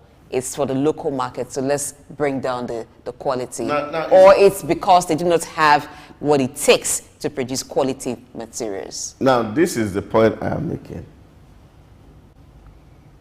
You also have very poor work ethics as a people. People don't pay attention or don't supervise work well. You know, there's a kind of a mentality that we carry. And you see that a whole lot in our artisans. Because you are paid based on the number you do. So you want to quickly produce as many so that you can get as much money as possible. So this is a problem. Because the driver here is money. So our value is driven by how much money you make, not in terms of the quality of delivery. I used my small industry when I was in the research. And you tell people to go, okay, we want to do a research and talk to people who uses a particular product. And you know that, of course, that product is not in use. What do? You send out people into the field to go and gather data. The people who are in the field gathering data, of course, you are going to pay them per the questionnaire they are able to administer in a day. So it's easier and safer for them to sit down in one room and fill up the questionnaire. They have done 10, they have done 20, and they make more money. Now, if you are not careful to do back check to see whether this thing will actually fill, of course, the data you are going to get will not be adequate to actually analyze the situation at hand. And this is where culture eats strategy. So for me, is that you may have a fine strategy, but if the data that you are going to use to support what is going to happen is also not genuine or is not authentic, then you have a problem. So you find that when people are coming to government, they don't come to government with an open heart.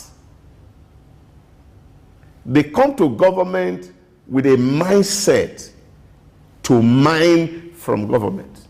And that's why even the biggest billionaire in this country took money from the Anchor Borrowers program.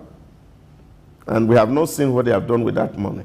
They said they were going to plant rice. They didn't plant rice because the rice is not in circulation. So these are the real issues where the culture also play a very huge part, where we are now living in an environment that what defines a man is not a passion about producing something that is good. It's just to say how much you can do quickly and get money out. So when you are doing this, you see the finishing becoming very terrible. Because the people are not actually asking who made this clothes you are wearing. You are not concerned about the tailor that sold it. All you buy on the shelf is the beauty, the finishing. That's what we all buy. So if we finish things poorly and we put it in the market and we are hoping that because we are Nigeria, somebody must buy it, then we are joking. Okay, sir. Okay. Now let's look at the textile industry from another perspective. Okay. You talked about culture. Now let's go local. If we go to the east, we have Akwete. If you come to the west, we have Ashofi. If you go to the north, I'm trying to remember what they call it, something like Riga or so. These are materials, these are our local materials. But right now, you don't see people wear them often. And if we patronize this material, it's not as if the materials are bad. They are very good. Now we turn them to ceremonial outings. Now we prefer something else. And less people are producing this. And the same way that these materials were produced before I was born is still the same way they are being produced now. Because less people are getting into it because of less patronage. How can we encourage these industries? Chooks, if I tied my local rapper into this studio this morning, some people will run away. Some people use it. Yes. Okay. And I think this is where the real issue also lie. Because we are all expected to dress formally. You can imagine me tying rapper this morning with all my body open. You mustn't tie it that way. You can use it for something else. Yeah, but that's exactly the area that I'm pointing to. You see, this is the way we must conceive about things. That you see, this way, most of these traditional wares we're talking about are usually for local occasions. And then, of course, if we must promote it, then, of course, we must begin to think about design where we can use them to design suits which are official. We must be thinking about how to use them to sew shirts, t-shirts, face cap. And then, of course, this consumer become high. So the only time I will wear a wrapper is either I'm going to take a chieftaincy title or I'm going to marry a new wife. That's the only way. So this is a problem. It's in use. It's in use. So when it draws corporately, now the only way you can dress corporately is either you wear suit or you put on tie. Now we can begin to use our local fabrics to design ties and design suits. Then, of course, there will be high demand for it even locally. So even the way we do things, the culture that we have borrowed, in a way, is not encouraging the textile industry or some aspects of the textile industry. We often talk about collaboration here, people collaborating. So the fashion industry and the textile industry would then need to come together and collaborate. But what about those who make the rules? In civil service, for instance, there are days where you can only wear the indigenous wear or look African. And that happens to be, I think, Wednesday and Fridays alone. In the corporate system, for some, you can't even do that except on the Fridays. How do we incorporate all of this into the rules that we make, into the generally accepted culture, and have the collaboration of the fashion designers, the textile industries, to ensure that what we produce, we also consume? Because if we talk about the native materials, laces now are being preferred to some of the materials that you just mentioned, and they are more patronized. And these things we don't produce, we import them. Yeah, but again, it's still going back to my earlier issues. Who is actually doing a study on all this? Why are there preferences? Why do people dress exactly the way they dress? These are issues. If you go to the West, they tell you that they've done some studies to show that during cold weather, black material, help generate heat for put. So keep heat, yeah. That's a product of study. It's a product of study. Who should be doing this research? They should be coming out from our institutions of higher learning. And then we will be able to see, now, if I wear a shoke and use it to do this suit, it will be so heavy. There are light ones. This is what I'm saying, so that we can begin to look at what are the limitations in terms of its use.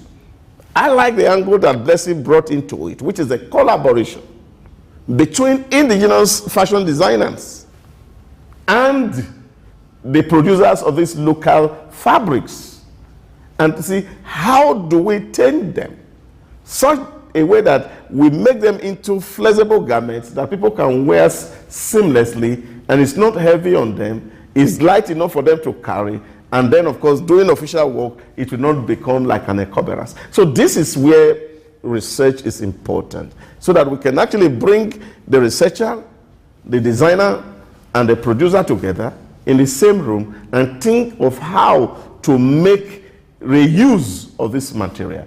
Now, again, because of the technology, which is also very local, you find that it's expensive.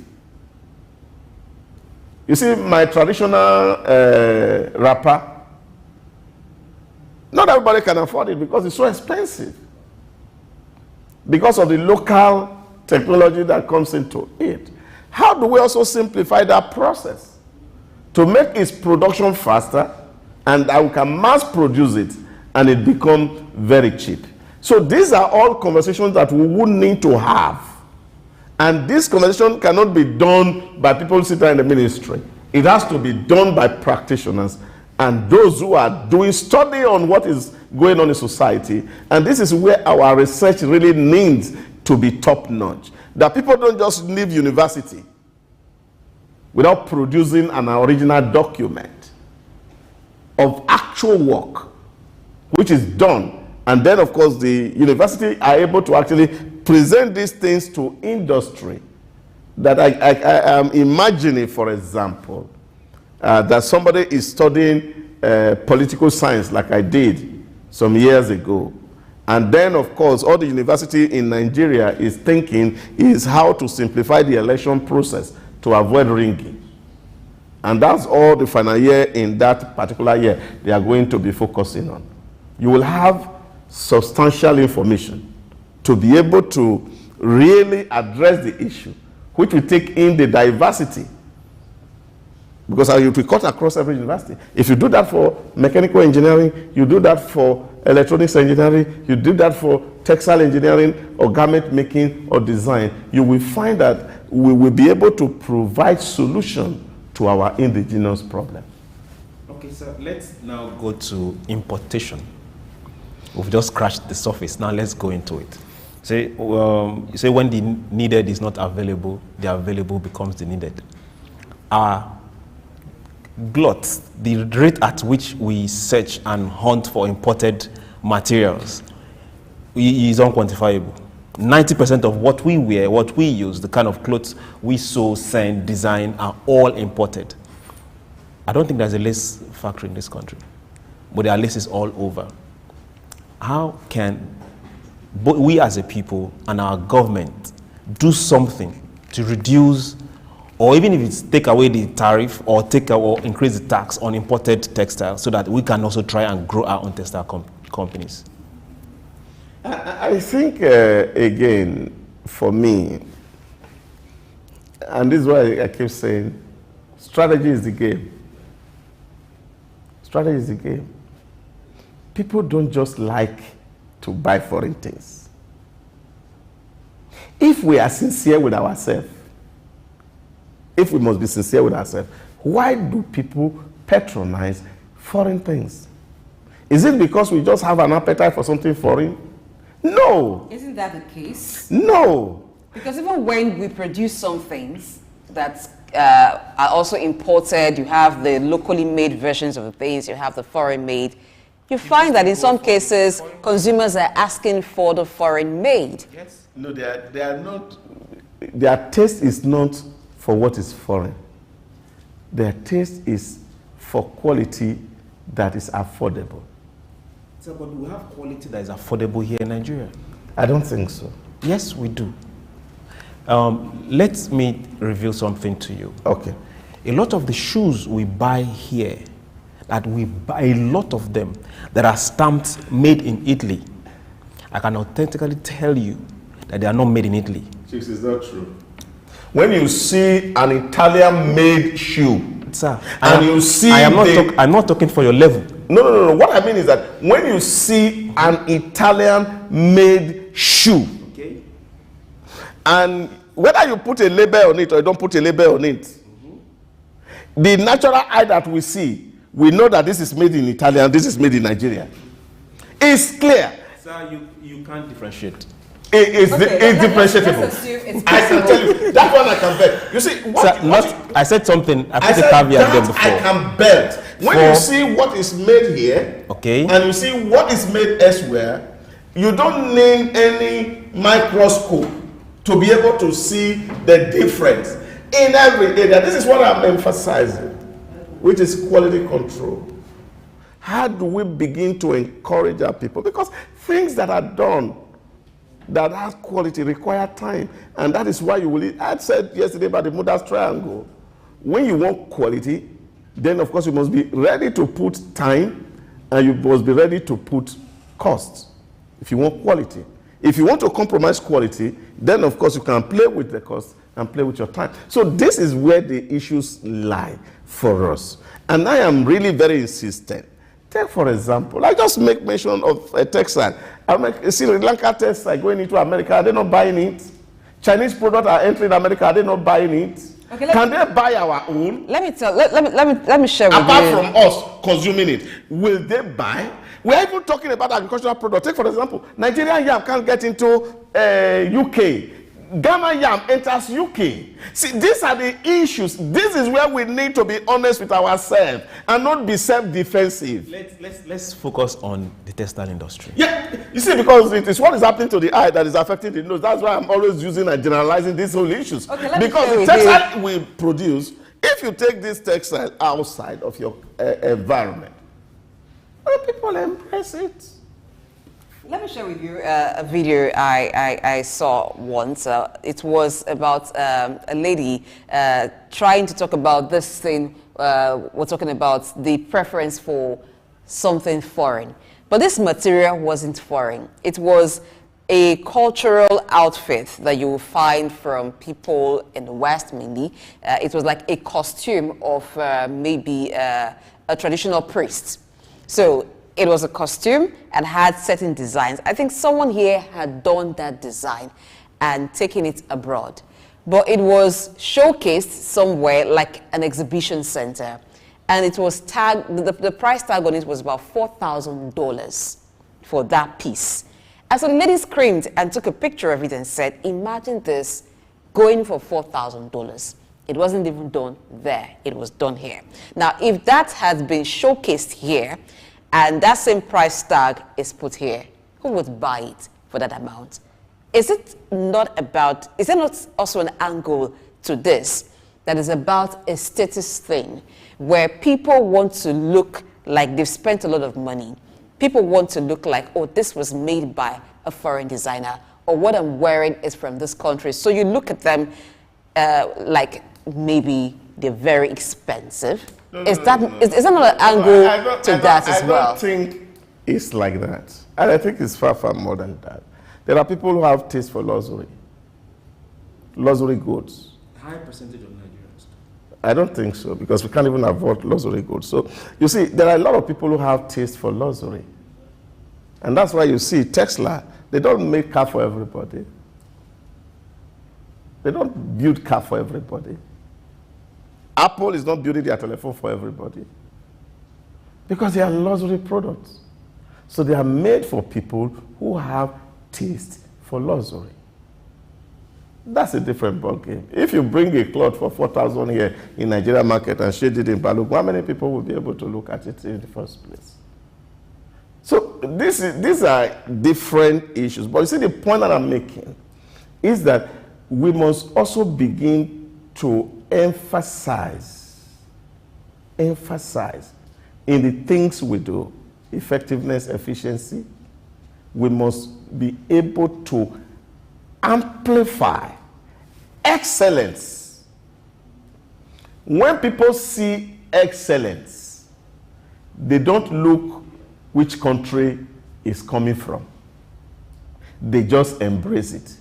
I'm not even talking about local market, because all this data I've said about Bangladesh, where are they selling it? They are selling it in America, they are selling it in Spain, they are selling it in France, they are selling it in Germany. Now, if you take your fabrics to this country, will those country people buy it? All right. While we leave that question for the textile manufacturers to answer, we'll go on a quick break and return to look at more aspects as it concerns the textile industry in Nigeria. Stay tuned.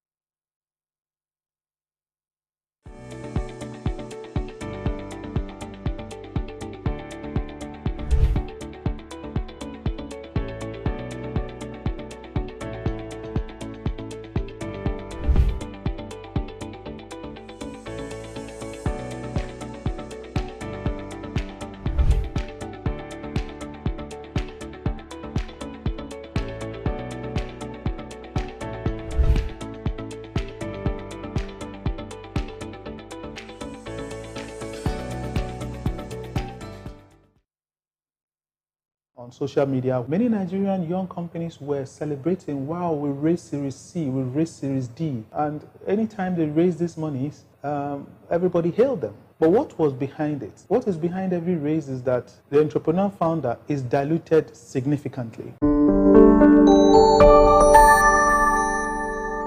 We had a very interesting session, and in one of the sessions, there was a role play about a case study on CWG PLC, which is a company that I founded. And the case was written by Columbia Business School to discuss a point about venturing, about entrepreneurship, and about funding for the enterprise. And the case ended on the question, should Austin Okere take the venture capital investment or should he reject it? Just a little bit of background.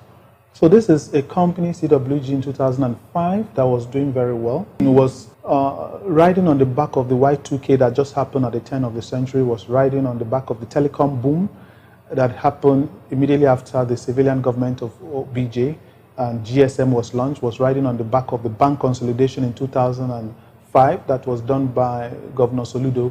And in each of these booms, CWG had positioned and taken good advantage. So this is not a company that was in dire need of cash or was desperate in 2005.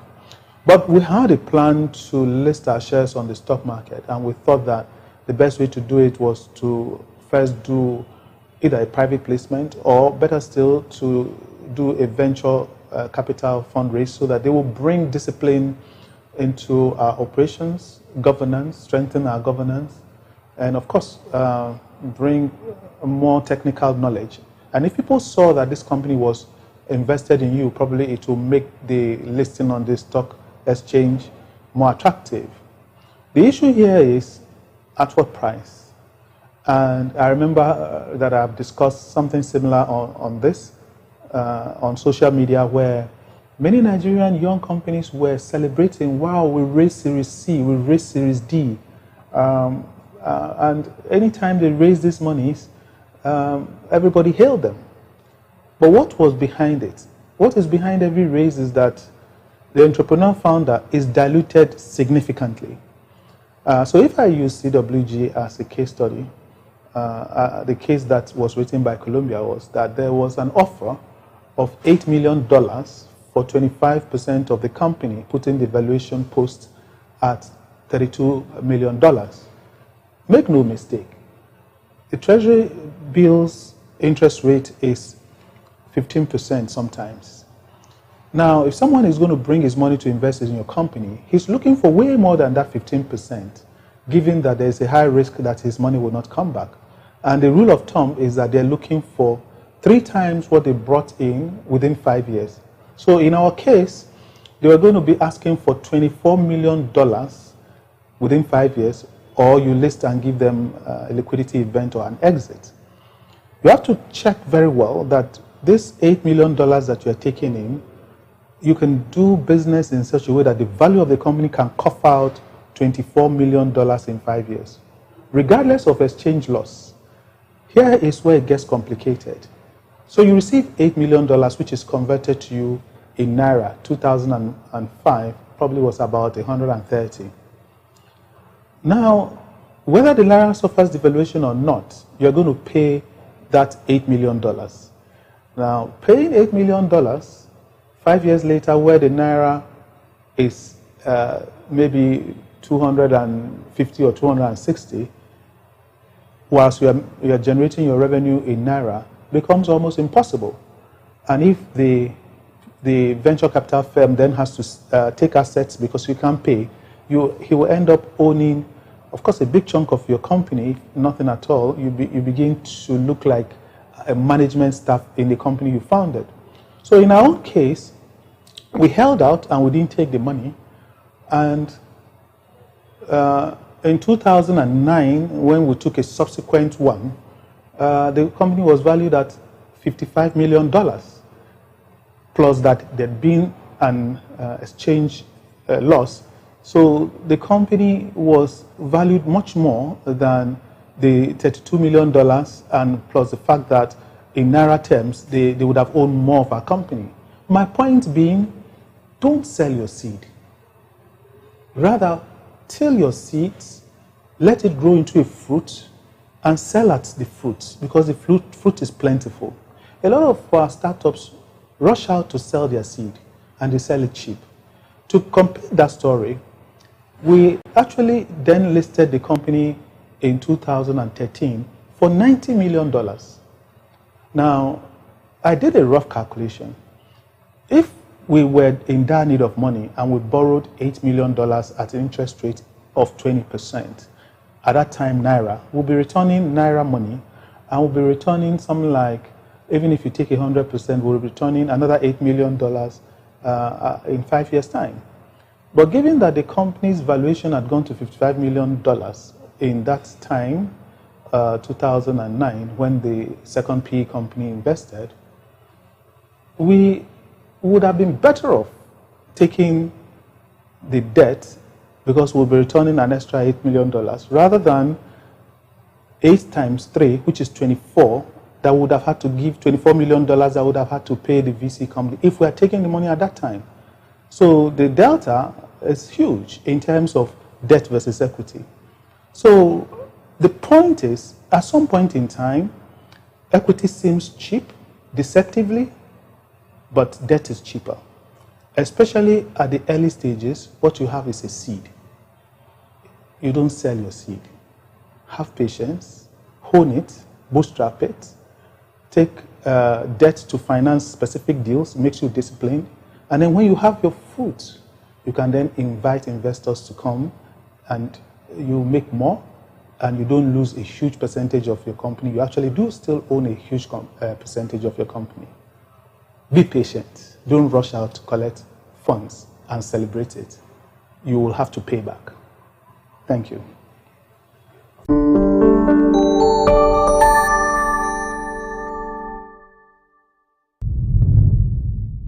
Good morning and welcome to Early Exchange with Blessing H.A., Femi Ayodele, Sam Oruwoje, and Idahosa Osamanze. Is a critical element of managing the employee-employer relationship, particularly from... The problem in Nigeria is not corruption.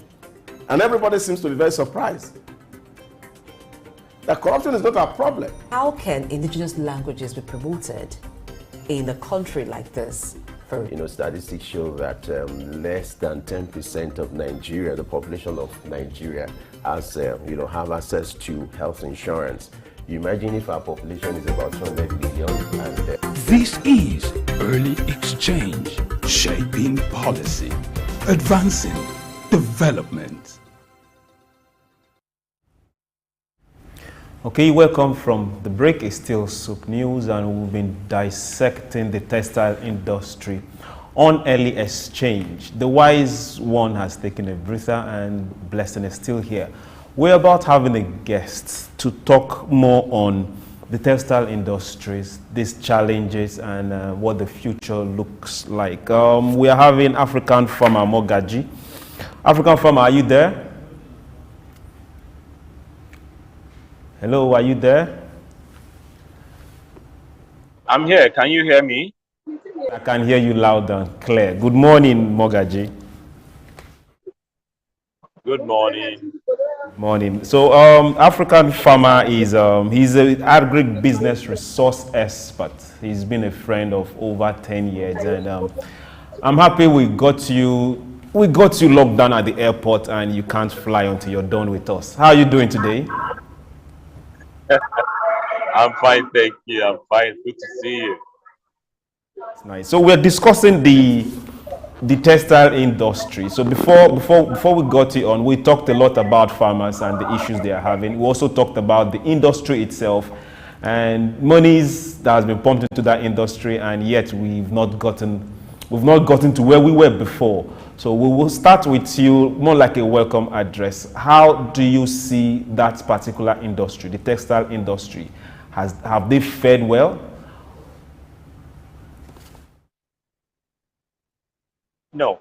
The textile industry in Nigeria has been sick for a long time without all remedies working. There were many textiles that were functional back in the days. As part of Odua, my dad managed Odua Textiles in Ado-Ekiti and many other textile companies. So I know what it was then and what it is now. We actually don't have a textile industry as far as I'm concerned, because everything used is imported.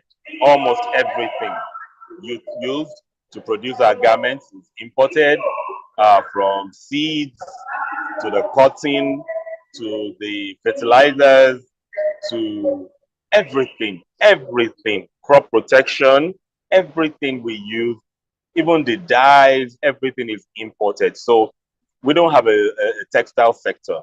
It cannot survive. When Nigeria was leading and thriving with many mills, it was thriving because a lot of the inputs were locally sourced. But right now, our cost of production is high, and that's why you find that most of the textile industries are dead. So we don't have a textile industry as far as I'm concerned. And even the farmers have also given up. They've moved on to shorter crops. Most of the tomato farmers were cotton farmers. And if you check, most of the states that produce cotton, they are the ones that produce the tomatoes, the peppers, the short-term crops now. So it's a different ball game. It's a new dispensation. To get back on cotton will take a lot of sensitization, incentives from government. Thank you. All right, let's begin from waking up the textile industries. First, by producing the materials, the dyes that are imported, the cotton that are imported, and all of these things. So where do we start from, and how do we start? Apart from creating some form of awareness, what kind of incentive would the farmers need, would the producers of the raw materials need? The farmers will need sincerity of purpose from government and regulatory agencies.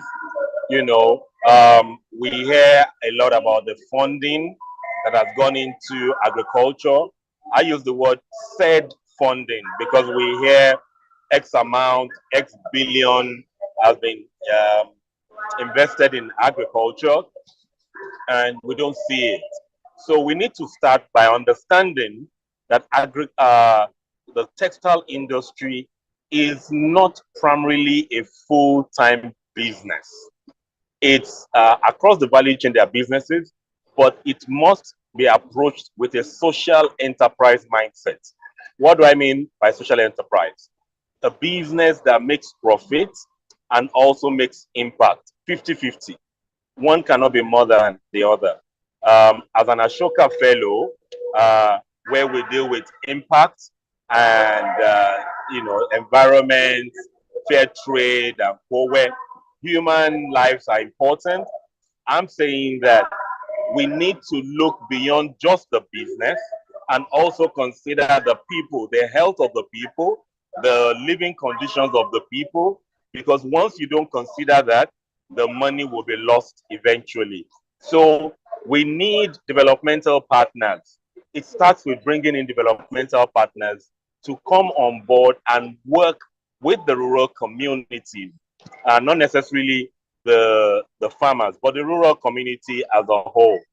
So we need developmental partners to come in, and there's so many of those people who can do that. Developmental partners first, sincerity of purpose, and policies. So when we say we want to implement a policy, let's ensure that the policy is implemented. Most of this policy is implemented on paper. It's not implemented in the sector.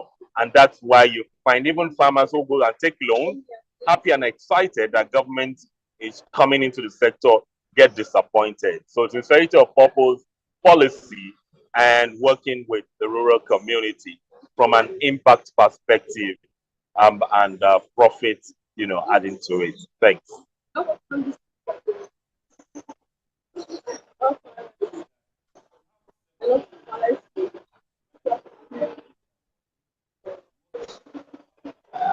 I can't hear you.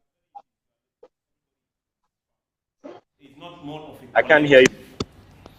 Can we have Can you hear me? Yes, I can hear you. Okay, fine. I can hear you now. Okay, good.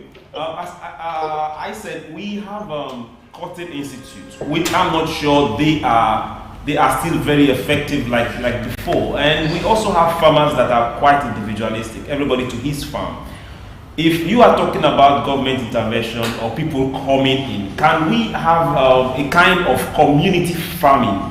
Since we know that for those communities where this farming is done, is majorly a family land or a one-man's land, can we have a collective where a community or a group of farmers can come together and say, okay, good, we are going to do cotton for a season or for 2 seasons, and this whole lot of land is going to be committed to that with the help of whoever is coming in? Well, that may work with sincerity of purpose. The farmers are still in communities working together collectively. We need to set up new cooperatives that is business focused. Most of the cooperatives we have in Nigeria is just either they are put together to take monies or intervention from government, or just to save money and buy things. We need different business models of cooperatives set up to create services and products. Once we are able to set that up, then we'll get the cooperatives running. But the farmers are still there. They're still willing. Any intervention or new business models will be embraced by them. And most importantly, is we need to, like I would say, I'm an Ashoka fellow, and Ashoka is an organization that is more impact driven. They have models, they have systems, they are charity, and they have many farmers operating in various countries that the government can work with to say, can you help us with the models that has worked to implement this? This happens in other climates. It needs to happen in Nigeria when Nigerian government or parastatals are not the ones implementing these projects again, but they are the ones who are monitoring this project through developmental partners. and the developmental partners can raise the funding required to keep these textile industries sustainable. Government cannot, because it's always long term. To grow cotton is about 5 to 6 months.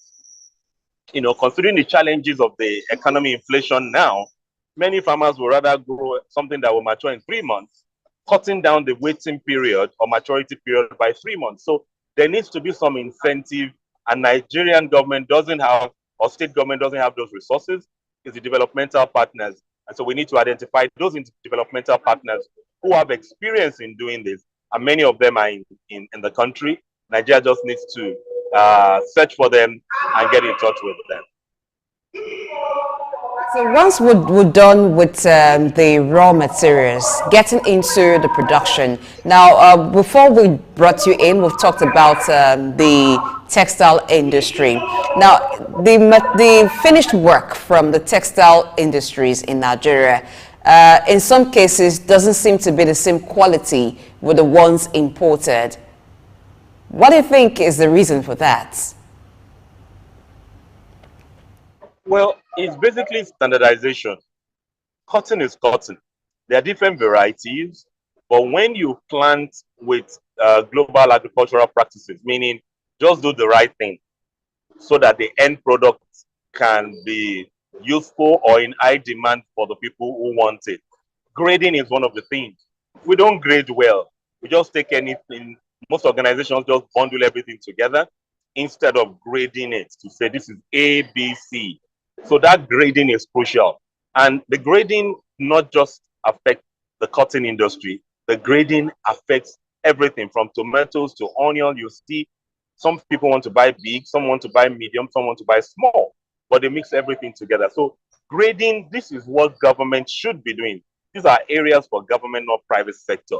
So once we set a standard, once the government sets a standard that this is how the cotton business will be run, this is the process that it will take through to get to the manufacturers. Once we have those systems in place, then the sector will thrive automatically. But it's not a function that we don't have the right varieties. We have the varieties. We just don't have the end user, the manufacturer in focus when we are producing, when we are packaging, when we are harvesting. If we have the processors in view, then we would be able to have a sustainable cotton and textile industry. But that is still the largest sector that can employ people, and we need to explore. We may not even need to, go through all the value chain. To start with, we can say 3 years, we produce what we have for 3 years, or the first 2 years, we multiply the seeds such that when the private sector sees the opportunity and they say, oh, we want to grow 10 million hectares or 25 million acres of cotton, we will be able to have the seeds. Most of the interventions of government does not pay attention to seeds. So the private sector really gets interested. There's no seed, we import seed. So seed and seed companies is what we need government to work on, package proposals to attract, or proposals that will attract the private sector to come in, but also in collaboration with developmental partners who have global networks and the experience to do them.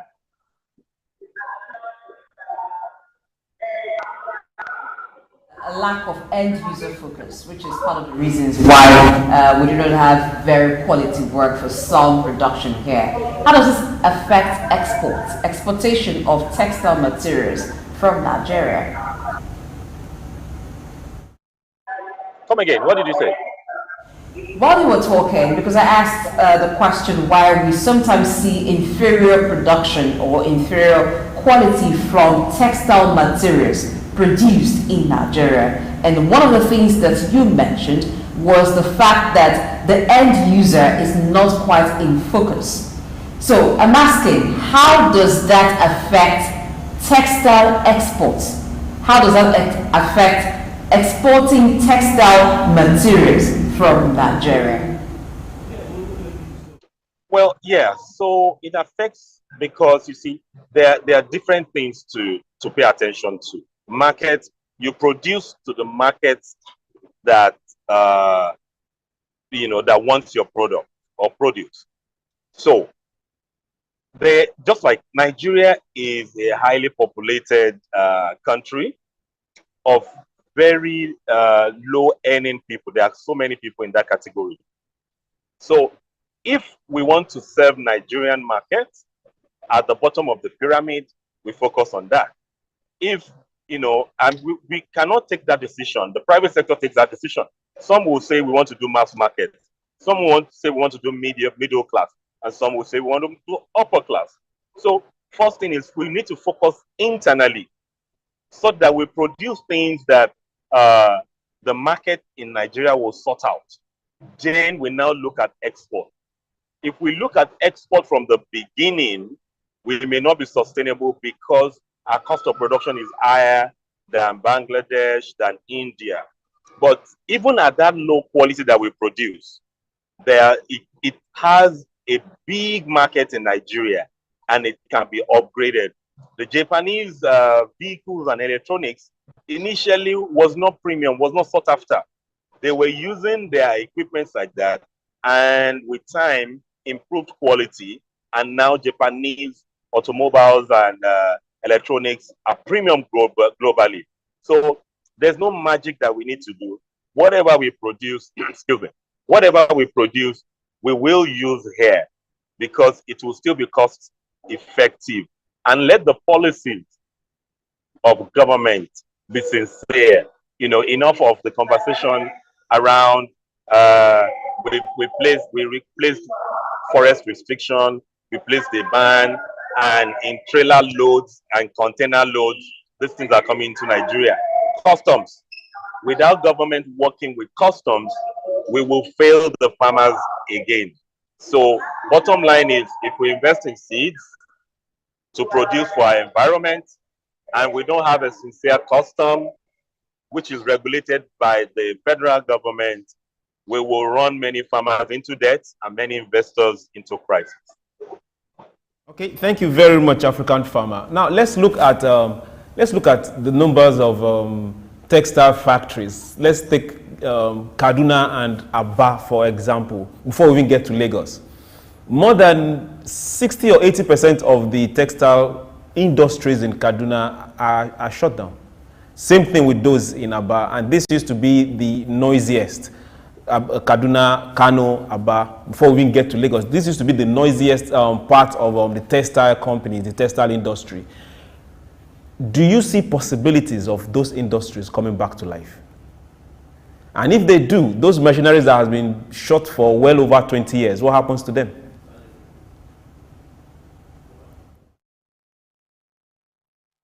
Horrible optimists.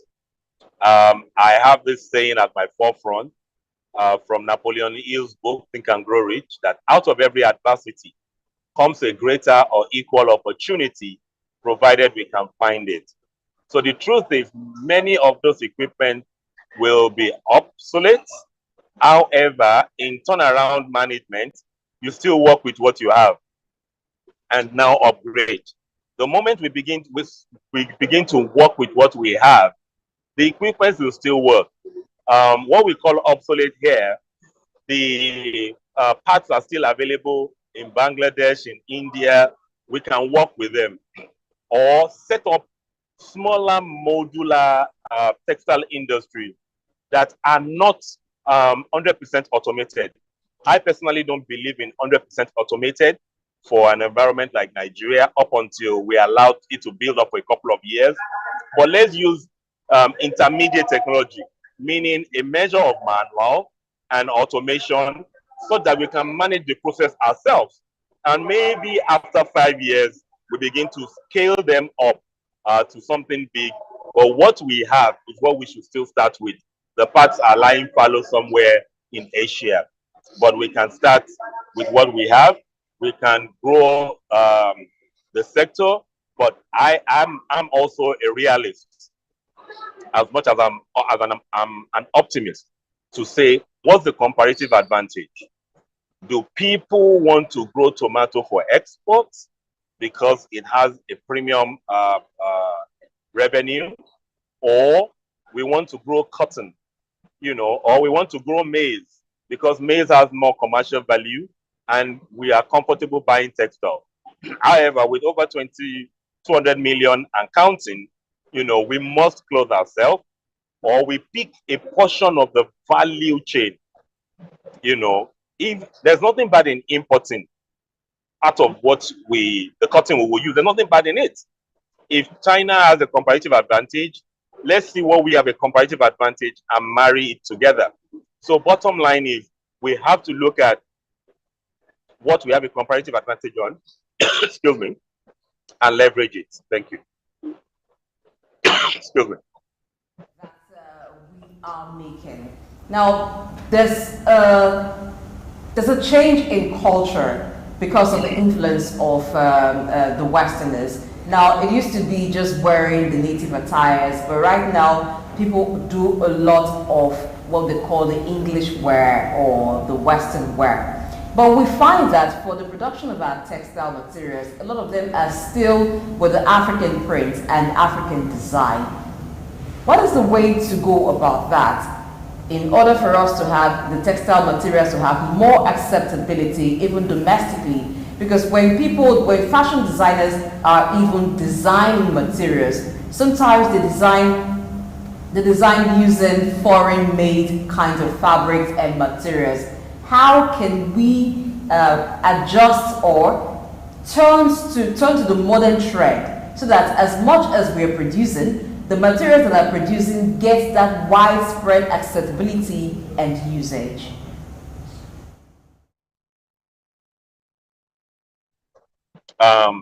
There's what is called foreign policy. I'm trained in US foreign policy and food security. It's about foreign policy. The government needs to have a foreign policy drive. Then get some expert advertisers and marketing professionals to create a brand and get some influencers. Imagine if our influencers in the entertainment industry now, a majority of people in the entertainment industry are high flyers globally. If we decide to appeal to them, to be patriotic and use Nigerian fabrics, I can tell you that's the easiest way to allow it catch fire globally. So we need some branding experts, we need some marketing experts, and some PR experts to push with a deliberate policy. And it won't take long at all because our music has been accepted globally and our brands are moving, you know. So especially during summer, if we have a deliberate drive to push this, it will fly in just a short time. I know Nigerians are patriotic, both local and the ones in the diaspora. And, you know, it takes less than 48 hours for us to blow the internet off, you know, once there's a focus. So we need that to happen. Marketing, branding, communication, and PR, and that will be done. Large population. And we also have a large population of unemployed people. And in your submission, you said this particular industry can really take a chunk of unemployment off the street in this nation. What areas will you say or advise both farmers, the investors, the private companies, and the government to look at short term to get people employed in this sector?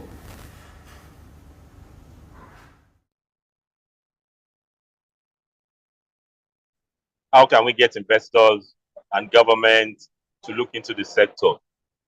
It's all about packaging.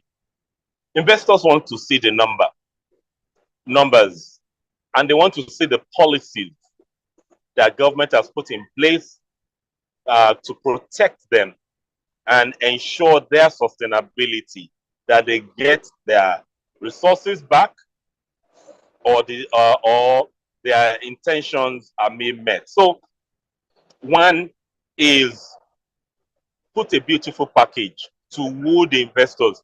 And I'm really of an opinion that we need to be appealing to local investors, as in investors based in Nigeria. They could be Nigerians, they could be Ghanaians, they could be Chinese, they could be Lebanese. But the people in Nigeria understand the Nigerian system better. They don't have the fear, or they know how to navigate the challenges that can, show up locally, as against the foreigners that would want a lot of policy, which is good. But the local people are also looking for where to plug their resources now. So let's show them the value chain. Let's show them how we will protect it. Let's show them in the next 10 years, 15 years, nothing will change based on these things that we've done. These states, these political parties have signed MOUs that whoever wins election, cotton will continue to be produced, the value chain will continue to be processed. Let's show the people the system, and investment will follow. I always say money will always follow passion. Passion you see in action. So without the action, the investors won't see. They must see what we're doing, and the money will flow. The youths that are looking for daily pay, especially in the rural, they will go there to do the work. So the inflation and the challenges in the economy is an opportunity to get many youths back, into this sector. Thank you. Okay, one of the key things for a business is to be able to identify correctly its markets. Now, Nigeria is market to a lot of countries because we import textile materials from different countries. But let's flip the coin. For export, what is the main markets for Nigerian in terms of exports of Nigerian textile materials that we should be looking at to say, okay, we're producing for this kind of market, we're producing for that kind of market. Let's identify the market for Nigeria in the textile world. Like I said earlier, we first need to look inwardly. If we look inwardly, we will be sustainable. If we don't look inwardly, we will not be sustainable. So it's very crucial that first thing first is we look inwardly. When we look inwardly, then a portion of the people can now decide, oh, excuse me. Hello? Can you see me? Sorry about that. Okay, so a portion of the market we can begin to segment the market to say, oh, these people want premium, this one. And we can look at like Somalia, other African countries, or especially even West African countries that have challenges, excuse me, with their economy, maybe with war. But export should not be our focus now. Producing export quality should be our focus. But being able to use it locally will generate more money, employ more people. China did not develop focusing on export. South Africa, during apartheid, was looking inwardly. Europe, US, when US got independence, they were looking at feeding themselves. If we look at focus on export and not focus internally, we will not be sustainable. So it's first internally, and the business will take shape, making room for exports. Thank you very much, African Farmer. It's always nice talking to you, although it's been a while. Thank you very much. I hope you catch your flight, and kindly help us tell the lady that was making the announcement that next time when you're talking, she should try and shush it a bit. Thank you very much, and have a nice flight. All right, thank you. Thank you for having me. Bye. Okay. Blessing. All right. Yeah, it's been a wonderful conversation. We've talked about different things, and insight has been provided a lot about the issues that the textile industry in Nigeria is dealing with. For one, we know that the farmers are not really encouraged to continue with production. So a lot of reawakening of interest needs to be done by farmers, by government rather, by textile industries, because the farmers are the suppliers of the raw materials. So they should take the first interest, because if you're not getting supply, then it means production is going to be very difficult for them. Copying the model that the brewery or the brewery industry that you talked about used, sponsoring or investing in the farms and then the institution. One industry may not be able to do that. I mean, one textile industry may not be able to do that, but you can have collaboration.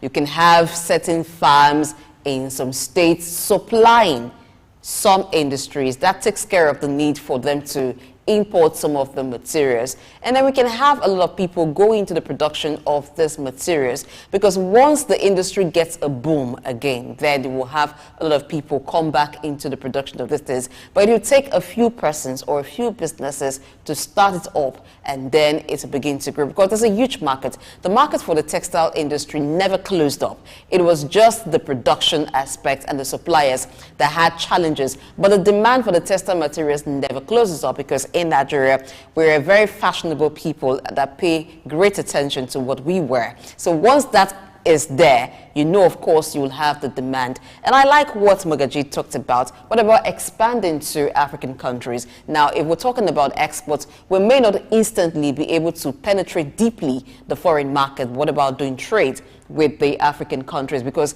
there's a similarity in terms of culture and taste. So that means it's quite easy for you to spread your wares to them, and then there's the acceptability. And I think going forward, some of the new designs that the fashion designers are creating, that we seem to have great taste for, and that we're even importing, if we can have the production of those materials, not just African designs, not just African prints, because we use those things, are about producing them. It comes from the same cotton. It's just about, it's just a thing about what do I want to do with it. Cotton, everybody finds cotton, or every textile industry finds cotton, and then they're thinking, what do I do with it? For Africa, let's make African prints. For maybe those in Italy, let's make silk material with this. Let's make this and that. So if we can begin to get into the production of those things, it means that we are also reducing the gap in terms of the scarcity of this materials. Instead of some designers sourcing materials for their production from different countries, we can have all of that here. So that's my take on this, and I think a lot of reawakening by today's edition has been done as far as the textile industry is concerned. Thank you very much, Blessing. I like numbers.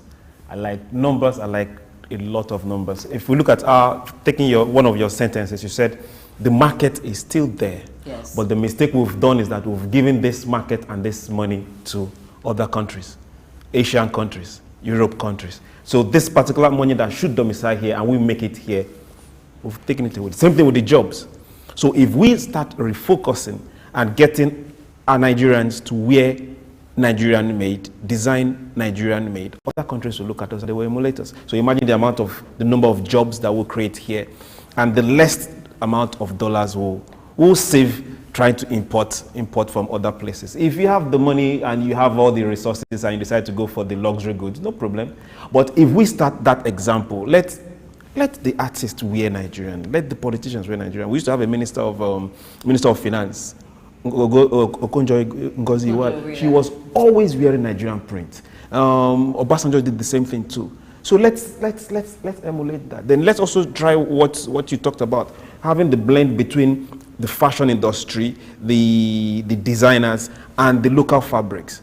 That will go a long way, and I believe the future is bright. Yes, of course, the future looks bright for the Nigerian textile industry. If we, when I say we, I'm talking about the farmers, I'm talking about the textile industries, I'm talking about the consumers, and even governments do all that is needed, then of course we will get there. And it will not just be Bangladesh alone making so much money from textile.